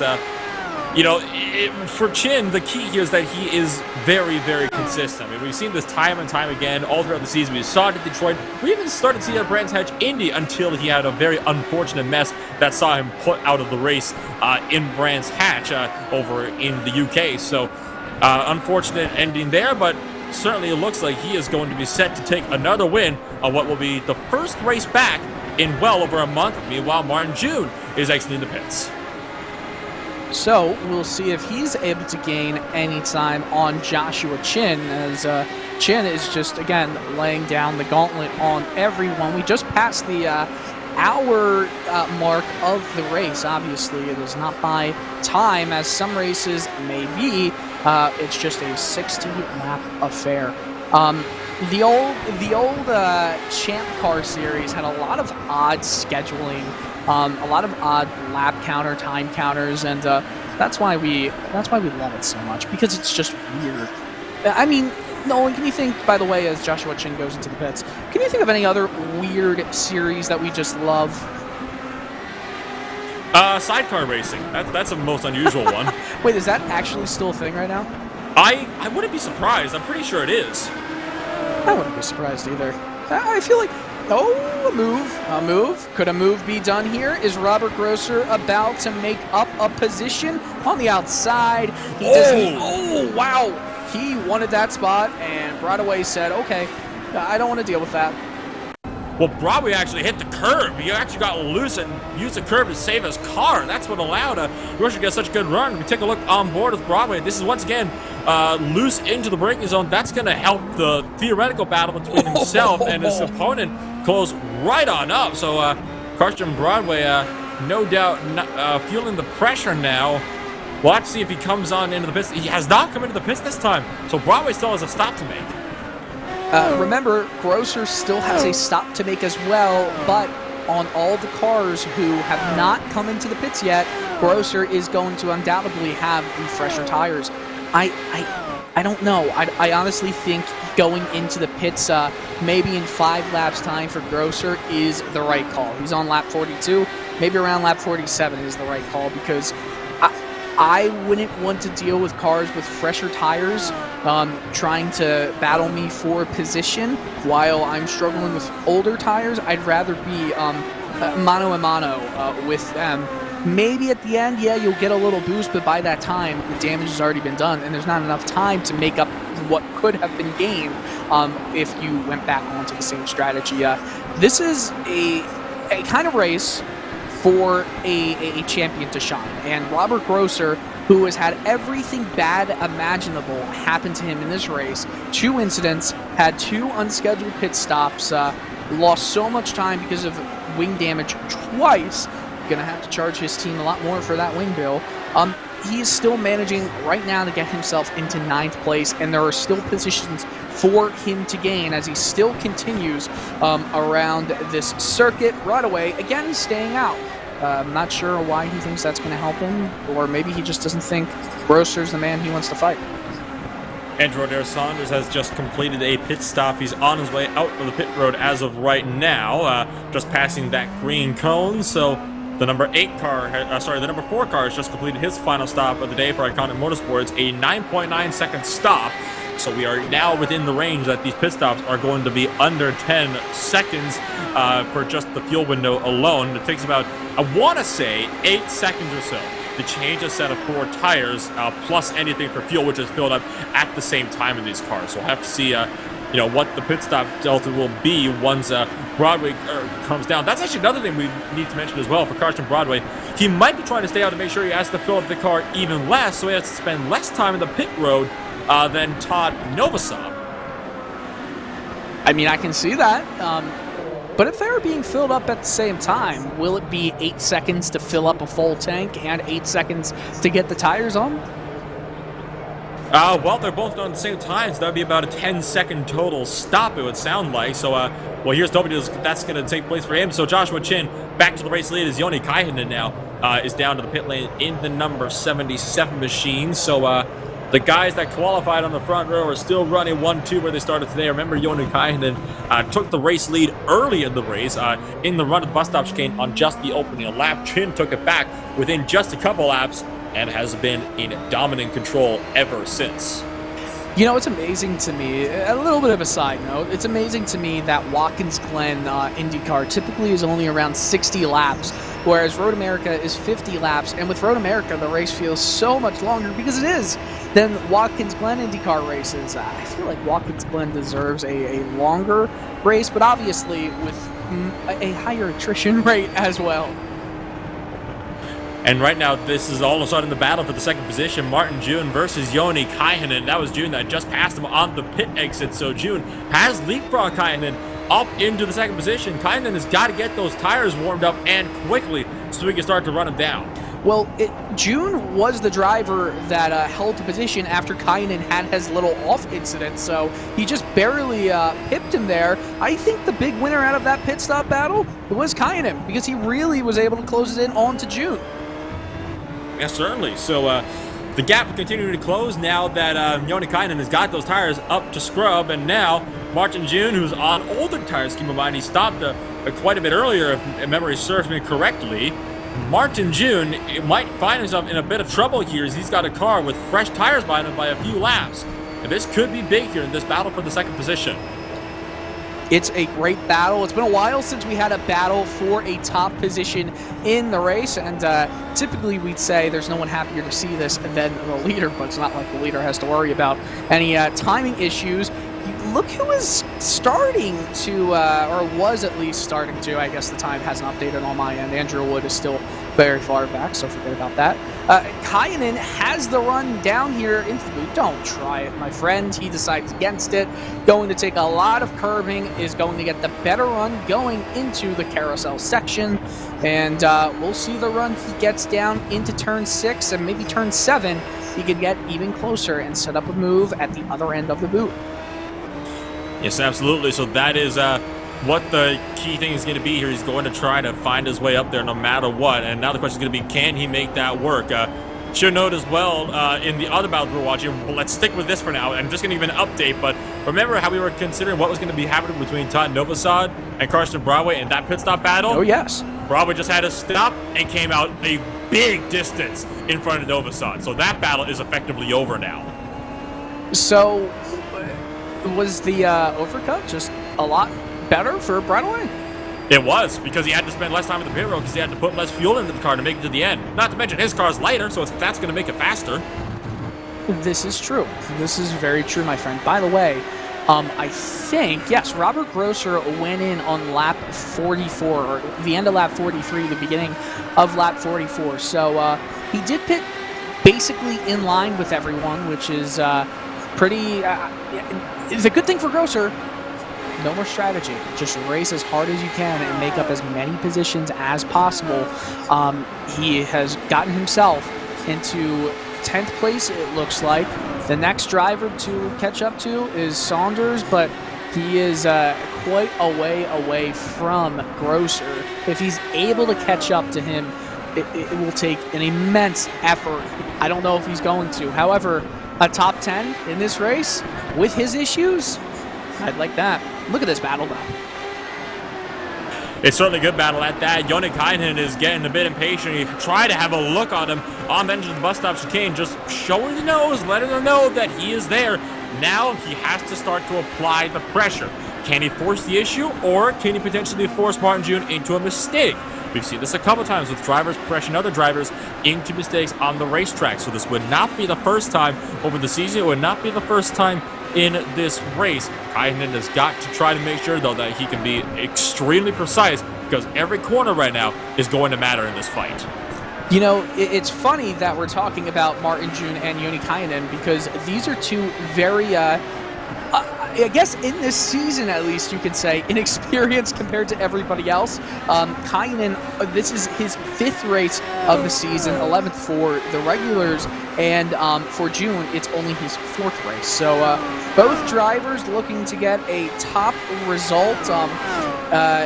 June actually got a pole in one of his races earlier in this season, so we'll see what happens in this battle. It's shaping up to be really fun between two drivers we haven't seen much of this year so far, and hey, Andrew Wood is going to be saying, please just fight each other so you can, you know, let me have the chance of a podium.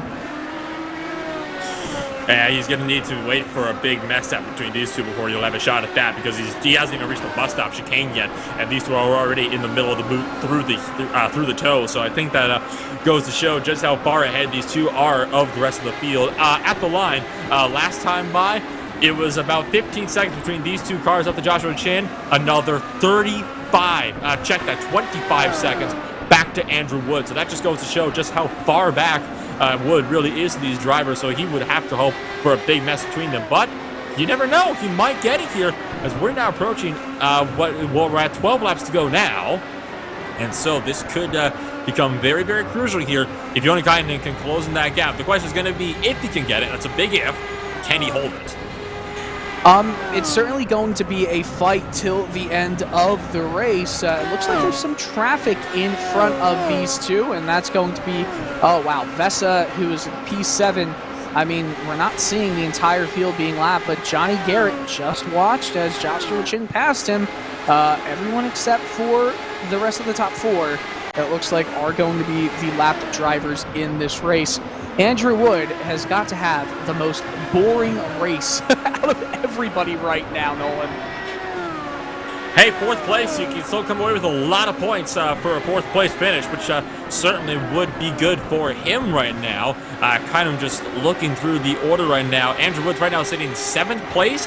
That'll actually, that should put him up ahead of Johnny Garrett, and it's going to close him in a big time to Randy Shoemake, who retired this race early on. So this is, it'll be good for Andrew Wood to still come home with a 4th place finish. Right now, though, the focus is going to be on this battle for 2nd place as Vesa moves well out of the way. Kainen not wanting to give him too much room there. You know, that's obviously going to hurt Kainen, but I don't think it was that bad. It was already a slow exit off the corner, and you kind of do have to quickly get back on the outside to get the turn 9 figured out for you correctly. It's not going to be too much of a deterrent. It looks like they are fine when it comes to any sort of traffic. You know, the attrition rate here is very... it's low, but when it comes to the drivers that they're trying to pass that are lapped, there's not too much you have to worry about. The gap still closing. Will he have another look just to kind of show him that he's there? He is. A little bit of a wave. He's at this point, he's just harassing the mirrors. He's just trying to make sure that June knows that I am here. He's trying to make him look in his mirrors to see if he's going to have a big Giving us a dive show. bomb. Yeah, exactly. He's definitely trying to, you know, scare Martin June right now. And whoa, June a little bit loose there through the center of the chute. So looks like Martin June might be starting to make a couple mistakes or two. That's what Joni kind of wants to see. That's what he's trying to make him do. Robert Grosser update. He is only one back straight away from appearing to catch up to Adair Saunders. So we might have to look there in a few laps' time. Kainen, he's doing everything he can. June is he's making the track as wide as possible. It's a pretty, or the car at least as wide as possible. It's a pretty wide track at Watkins Glen compared to some of the other venues that we've traveled to in the Classic IndyCar Series this season. But again, taking a great line out of turn 11. Looks like it's Martin June who gets a good run there, but we're talking about the draft. Oh, I cannot wait, Nolan, till we start to see these cars at Vegas and Indy, both wide out of turn 1. Oh, this draft, it's going to be lovely going into the backstretch. Kainen has a run. He has a run. He's closing the gap. If he's ever going to make a move, this will be the time to do it. June goes defensive. Kainen goes to the outside. June trying to squeeze him in there into the braking zone. That's what's going to be content. Kainen is sent off. June is sent off. They're both into the grass. June saved it, and battle's over. Look out, though, as all of a sudden the battle has ended in tears for Joni Kainen. Oh, no. Some great defending before we get into the bus stop. Kainen on the outside. Honestly, he wasn't clear, and he thought he was. Oh no, that's you hate to see a battle end that way. I mean, that is you never want to see a battle end that way. One more look, this time from the air. June was squeezing him in there, and unfortunately, there just wasn't enough room. At that point in time, if you ask me, Kainen had the rights to that line, and Martin June should have backed out for the corner. I'm sorry to say it, I think you can only pin that on the 21 because he should have backed off for the corner. It looks, though, like he's actually slowing up here, as a matter of fact, because all of a sudden, look at how much Kainen's giving up. Martin June is going to give him the spot back. So great sportsmanship there from the 21 car, who lets Joni Kainen take 2nd place. All right, so any defense I was going to put for Martin June is now completely out of the picture because, yeah, I know the spot was pretty much Kainen's at that point. You know, that's the oval racing in me. If you still have a tire length in there, let it go. I know this is very different. There's a lot higher stakes with a tire contact here. But I don't know. I just feel like that was going to be dangerous for either driver. Yeah, you could have backed out, but ask a racing car driver to back out of a defense. Why? No. That's what would happen. But nonetheless, thank you to Martin June for being an absolute gentleman there, and he's putting on a show. At the end of the day, you know, you got to have friends in of the racing business, whether it be online or in the real world, and that is how you make friends right there. I mean, he knew he made a mistake, and he immediately redressed it. So that is going to go a long, long way when you go out of your way, quite literally in this case, to make things right. And it's great sportsmanship, and sometimes it can be pretty hard to come by. So to see Martin June, moving aside and just giving him up the spot, that is absolutely good to see. Now he might try to see if he can maybe run down Jonikainen and this time try to pass him back without any contact. Sportsmanship in racing is far and few between, especially when tempers are very hot. Oh, June bouncing over that dirt, getting back onto the asphalt. I feel like I love that Watkins Glen has never paved that section, because it adds that a little obstacle for you to get back on the track. And look at that run. Look at this run June has. He's not going to put it in there, though. He's going to keep it right in the gearbox of Kainen, and not going to have the best apex here. Gets very low. His right side tires going way off the track. His left and right off the track as they go into the boot section, turn 6. And we might have a little bit of a battle brewing here for the last few laps that could end in, well, Andrew Wood's favor because of that, by the way. Oh no! Martin June! Andrew Wood, hello, where are you? Well, that is that right there in a nutshell. Andrew Wood, one corner away. So all of a sudden, take a look at that. About just a few seconds separate, and I'll see if I can get an exact gap up for you as we go and take a look at the Race Spot TV replay on board Martin June. And that is low gear, high revs, and it catches you out every single time. I mean, it's so easy to do. All of a sudden, that 25-second gap between June and Wood, well, it's about 6 seconds now. You ever let your friends get a little go at your sim rig, and then you're like, here, just go. Just try it as much as you want to. You don't tell them anything. They get in the first gear and start the car. They push the revs down, and they have no idea what's going on. Well, I mean, I had one that actually stalled the car 4 times before they even left the pit box. So, I mean, I've had worse. So it's okay. Kind of an interesting one. But yeah, it's such an easy thing to do. I mean, even seasoned professionals do that all the time. I mean, I think back to the World Championship Grand Prix series and, other World Championships where similar things have happened. I mean, this happens literally to anyone. If you ever meet somebody that has not lost an open wheel car, or any car for that matter, in that exact way, that has been on the service, unless they're brand new, 9 times out of 10 they're not going to be telling the truth, because that is one of the easiest mistakes to make in all of racing, both in the sim and in the real world. Well, yeah, don't blame them if they make a mistake too many times. You never know what they're going through. They could be going through pressure and not being clutch enough. I'm speaking to myself. And, well, moving on from this, bit of a bobble there as well from Martin June, who's is still trying to close the gap. Right now, for an update, only 4 cars are left on the lead lap. Those are Joshua Chain, Jonikainen, and Martin June, and Andrew Wood. Johnny Garrett on back have been completely lapped by the field. So, remember how I mentioned how in Detroit, Joshua Chain just ran away with the win, lapped everyone up to second? Well, I think we're seeing a very similar sight here. So, Robert Grosser, by the way, is getting very close to Saunders, and by the end of this race, he might be able to overtake him and get a few more points there in 9th place. Robert Grosser is certainly closing in a rapid pace. He was about 2.3 seconds faster on the last lap alone.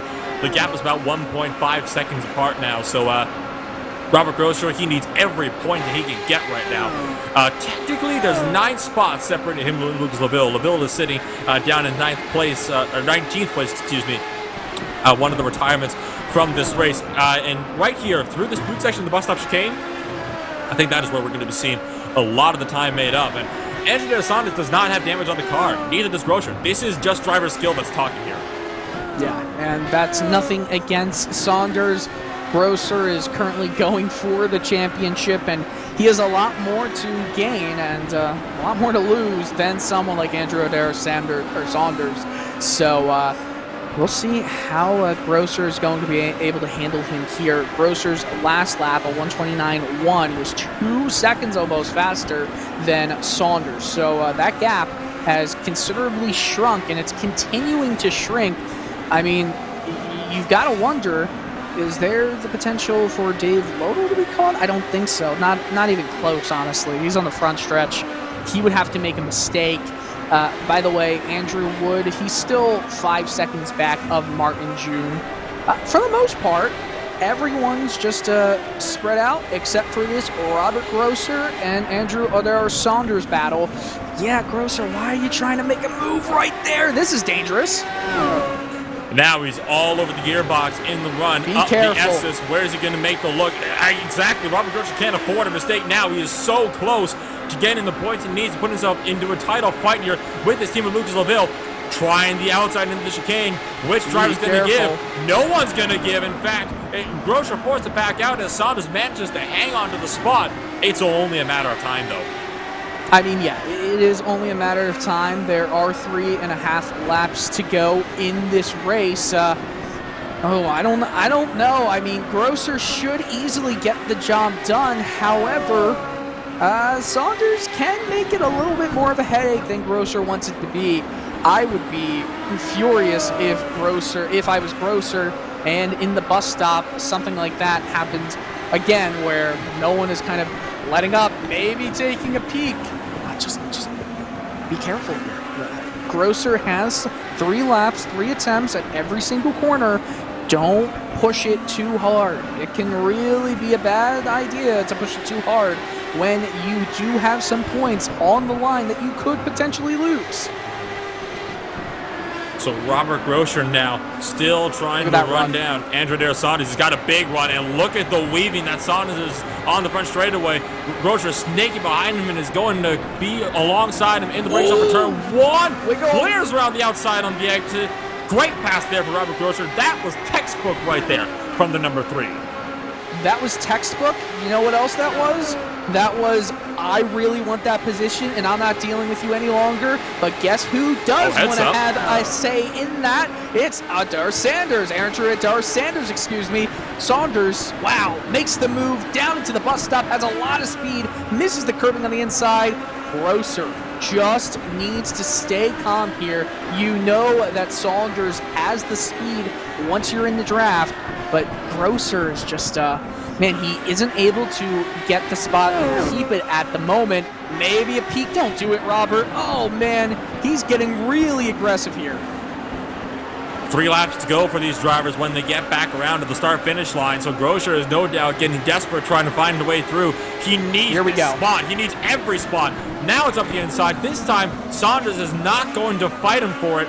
And I think that might be hell for Grosser unless Saunders tries to have a go at him with the draft down that front straightaway, or even down this straightaway in the run into these final corners. Oh, yeah, he did, and that got him real loose.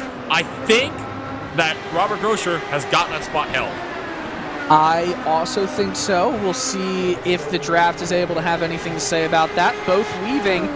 Saunders is still sort of there. So I'm kind of trying to do some math right now, and Josh Ginn is going to close in by, I predict, about 40 points or so at the end of this race on Lucas LaVille. Robert Grosser, meanwhile, he is going to only close in by about 19 points. So LaVille will still have the points lead going into this race, but this will put both of them into a position where they can both go for the title if LaVille DNFs in Las Vegas. Yeah, and it's not even that. If you are within 20 points of the championship lead going into Indianapolis, you control your own destiny with a win. That's it. That is all you need. And remember, there are going to be bonus points handed out for Carb Day and qualifying, so that'll be a lot of fun. Absolutely. So it's still a very fierce points battle, and this one, I feel, is going to be going right down to the wire, and Robert Grosser has got to make sure that he is on point. Robert Grosser has been one of those drivers that has been really, really strong when it came to the road courses. Joshua Chin, meanwhile, the ovals, that is his territory. he won the opening rounds at Auto Club and at Phoenix, both oval tracks. So Joshua Chin, he is definitely going to be wanting to make sure he can get whatever he can on those ovals. He needs to get the spot absolutely good. This is going to be a great stuff here. Yeah, some great work, some great racing, and man, you know, I've been waiting. There's nothing more intense and exciting than an Indycar on an oval, especially a intermediate or super speedway track. At Las Vegas, these cars are going to be immensely exhilarating, and I just can't see anything other than a calamity happening in terms of attrition rates. And by the way, Joshua Chin, lap 60 of 60. 60 of 60 and less than 3 kilometers to go now for Joshua Chin, who's just got to negotiate this track one more time. Honestly, I have high hopes for Joshua Chin. He can still close it in. You know, early in the season, he was going to be one of my picks to win the title. He was definitely looking set to do so. And the fact that he missed 3 races and was still only third in the standings, I think that just shows just how fast he can be. So he has still got himself a very good chance to come away with the points championship today. Yeah, and you know, over the last 3 races, Lucas Laville has not really proven his championship worth. He's happy that Joshua Chin missed those 3 races, because if Chin is able to really win the next 2, I mean, there's all the possibilities that could happen as Chin gets around Karsten Broadway, gets back onto the normal section. Nolan, our winner, is coming to the line. Through the second to last corner, now to the final corner. It's been a dominant day for Joshua Chin, who's off of the final corner. Weave that car across the French straightaway. You, my friend, have just won at Watkins Glen International. And it will go to Joshua Chin, round number 11 of the Classic IndyCar Series and the 2020 season. Second place, just now coming onto the final corners as well. Joni Kainen still with second position. He started second. He's going to be finishing second. Joni Kainen will pick up second place, while Martin June, who is about 10 seconds behind him, did not manage to close the gap, and it'll be Martin June to get himself sorted in the final podium position for the race. What a day. Yeah, what a day for this race. It was a quick one, as they typically are at Watkins Glen. Everyone who passes the line now will have their race finish. June officially finishes on the final podium position. Andrew Wood couldn't quite cut down that 5-second gap. He finishes in 4th, and right now we still have some battles, or at least racing, happening coming to the line. Johnny Garrett is still on track, or actually he's just staying... yeah, he's just having fun. He already finished the race. Yeah, pretty much everyone is done the race. Grosser has finished the race. Andrew Adair Saunders has finished the race. And that means we're done. And just like that, all the drivers have crossed the line. 4 cars finishing on the lead lap. So, with this in mind, Josh Chin, your race winner. Let's take a look at our post-race results. So it's going to be Joshua Chin to take a commanding win today. Joni Kainen in second place. Martin June rounds out the podium. And rounding out the cars on the lead lap, it is going to be Andrew Wood. Johnny Garrett, the first of the cars, a lap down in 5th place. Josh Baird in 6th. Vesa Gilha-Olilia in 7th. Dave Lodel in 8th. Robert Grosser in 9th. Andrew Adair Saunders rounds out the top 10. Carson Broadway in 11th. Todd Novostad in 12th. And now rounding out the cars that did not finish the race. Franz Josef Stum, the last car to finish the race. Then comes Hobson, Marshall Stanley, Jan Hoffman, Andrew Aiken, Hans Pikkinen, a very notable Lucas Laville, whose championship has just been blown apart. Adam Shipstone, Jamie Wilson, and Randy Shoemake finish off the 22-car field for today. So, well, my goodness, it has been quite a race, Dylan. Well, I know you got places to be, so what are your final thoughts here before we let you go? Yeah, so, by the way, turn over to the 2K World Cup. We've got some great action happening. Penultimate round taking place at Interlagos. That will be quite a fun one. Starts in just 20 or so minutes, and that will be a great watch on the iRacing Esports Network. Anyway, that race was a lot of fun. Typically we haven't seen that much close-knit racing happening between drivers at the end of a race, especially with championship implications. Well, I mean, once we get to Vegas in just a couple weeks, I mean, we're done the road course schedule. The ovals come up, hectic, chaotic action all throughout, and you can have the best race ever, and you can get absolutely punted out of the way by someone that maybe is a lap down or get involved in an incident. Las Vegas, 2 weeks, and then a long break, a month break, before the double points finale, the Indianapolis 500. Cannot wait for that. That's going to be 200 laps. And well, with that, we're going to take a quick break on here, rest our voices, wait for some drivers to get out of their cars and come on down to the podium. We'll be back with your post-race show on the iRacing Esports Network right after this.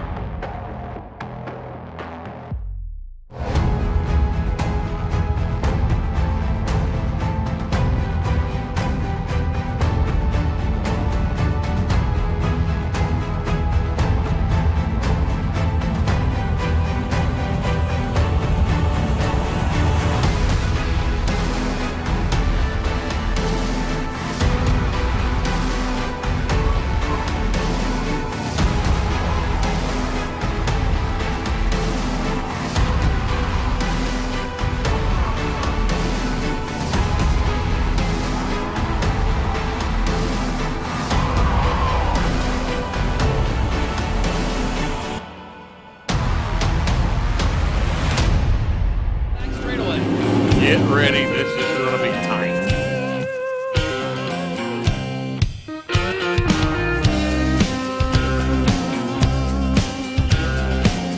Out of turn 4, ladies and gentlemen, the All-American 400 is underway. Gotta be careful, the bumps here can get you every time. Entering the corner, exiting the corner.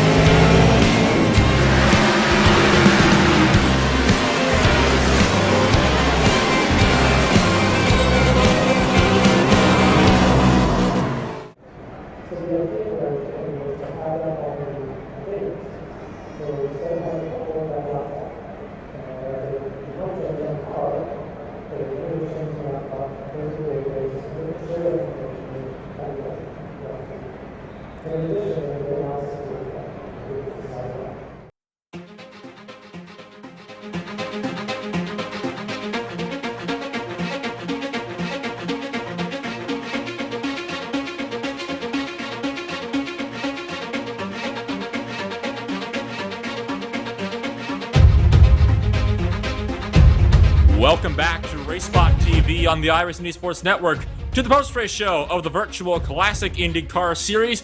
We just finished up a 60-lap thriller at Watkins Glen International for round number 11 of the Edifice Watkins Glen Grand Prix. Joshua Chin took command of the race early on and came through to win the race in dominant fashion.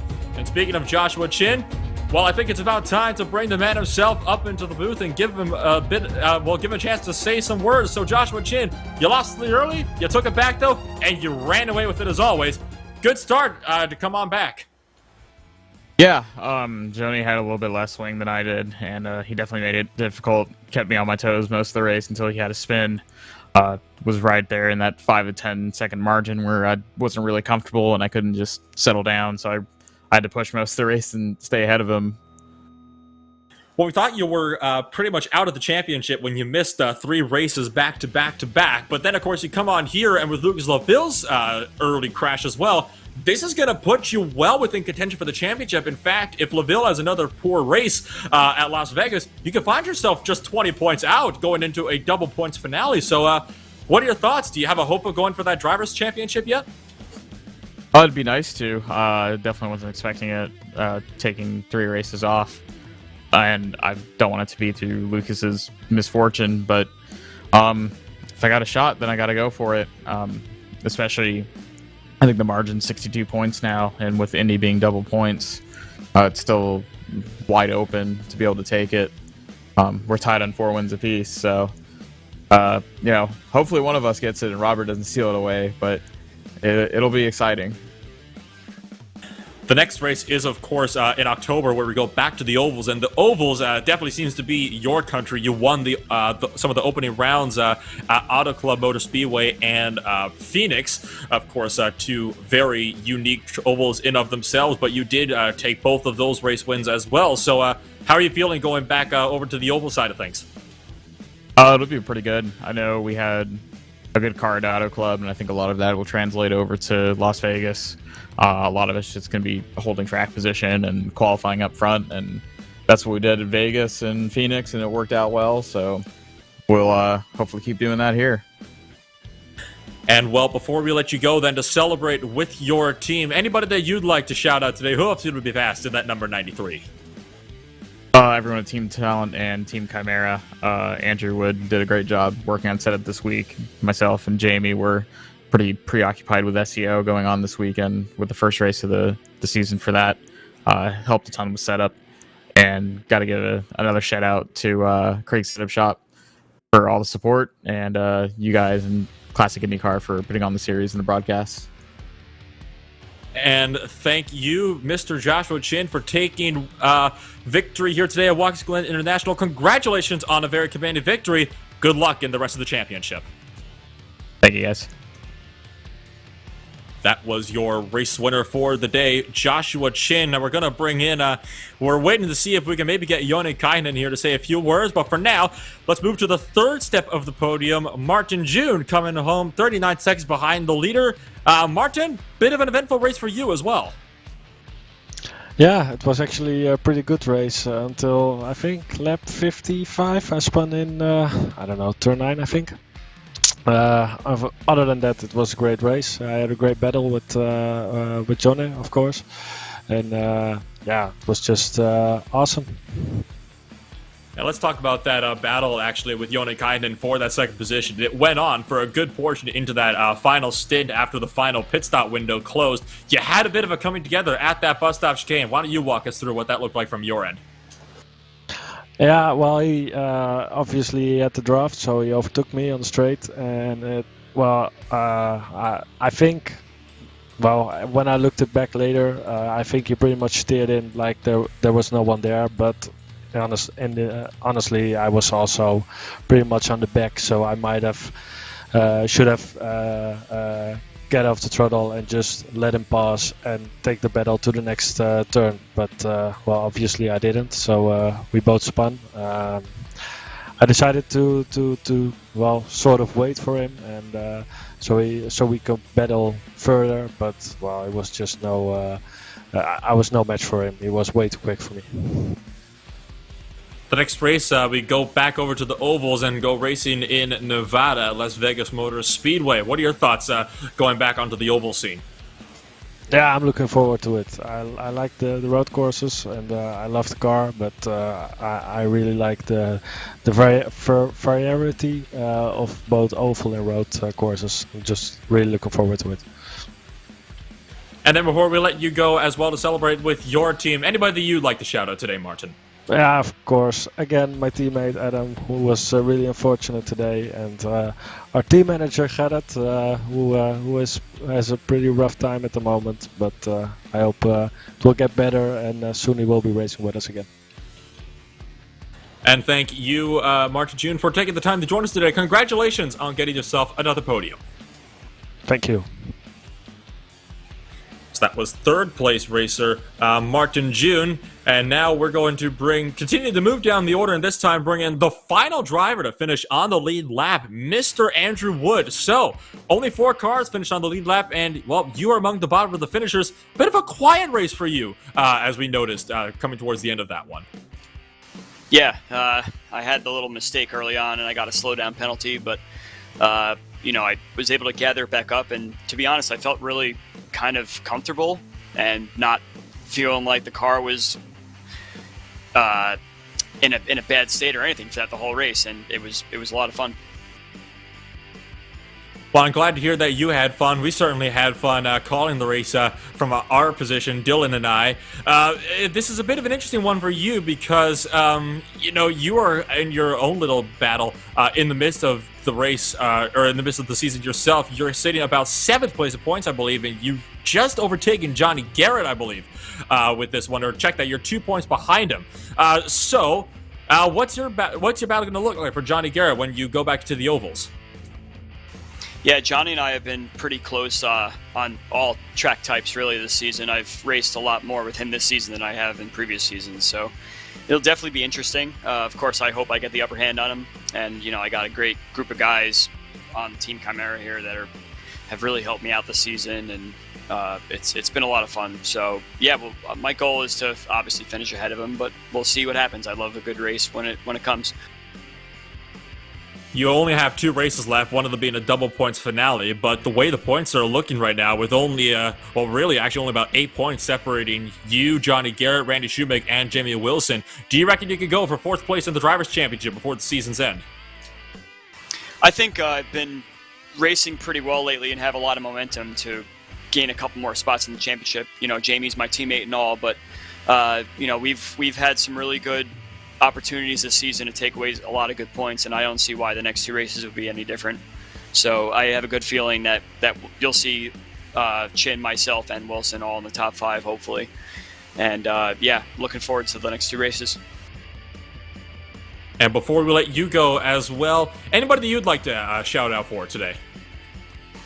Yeah, just as I mentioned, my teammates, Josh and Jamie, did our best today.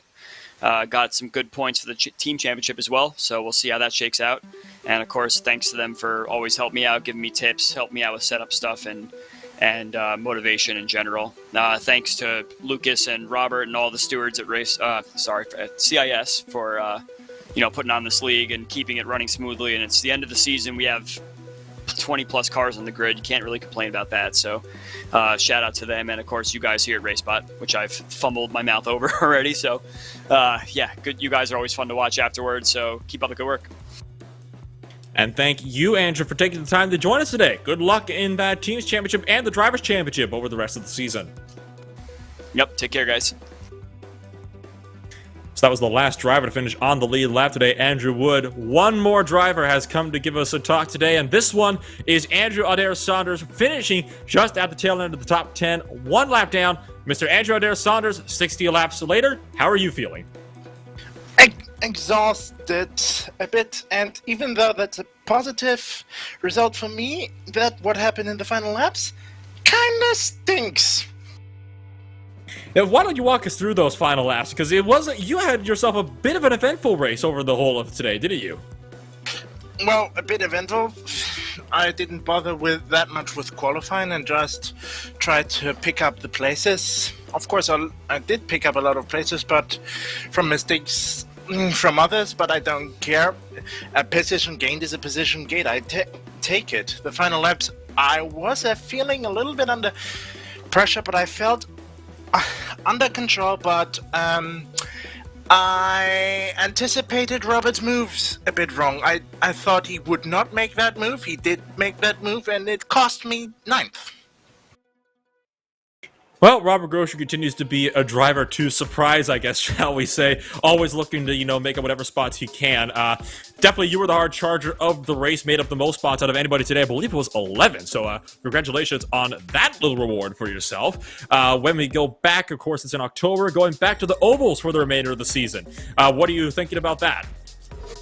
Well, considering I'm with Iconic, who can do very good setups, I feel confident that I can display a similar showing to Kentucky, hopefully a little bit better, so that I don't drop off to my teammate like I did in Kentucky to Josh Baird.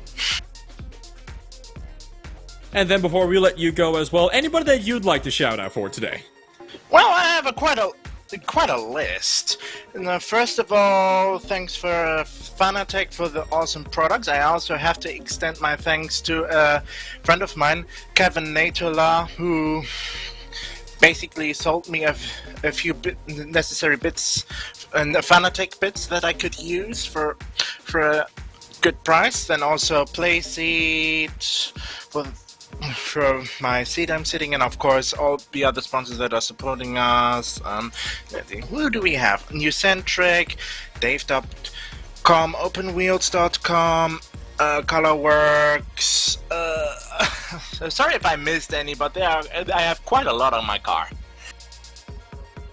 And, well, whatever the names you did get out there, well, congratulations for remembering them. And, well, good job on the top 10 today and getting the most spots gained throughout the course of the race. Good luck for the rest of the season. Thank you very much.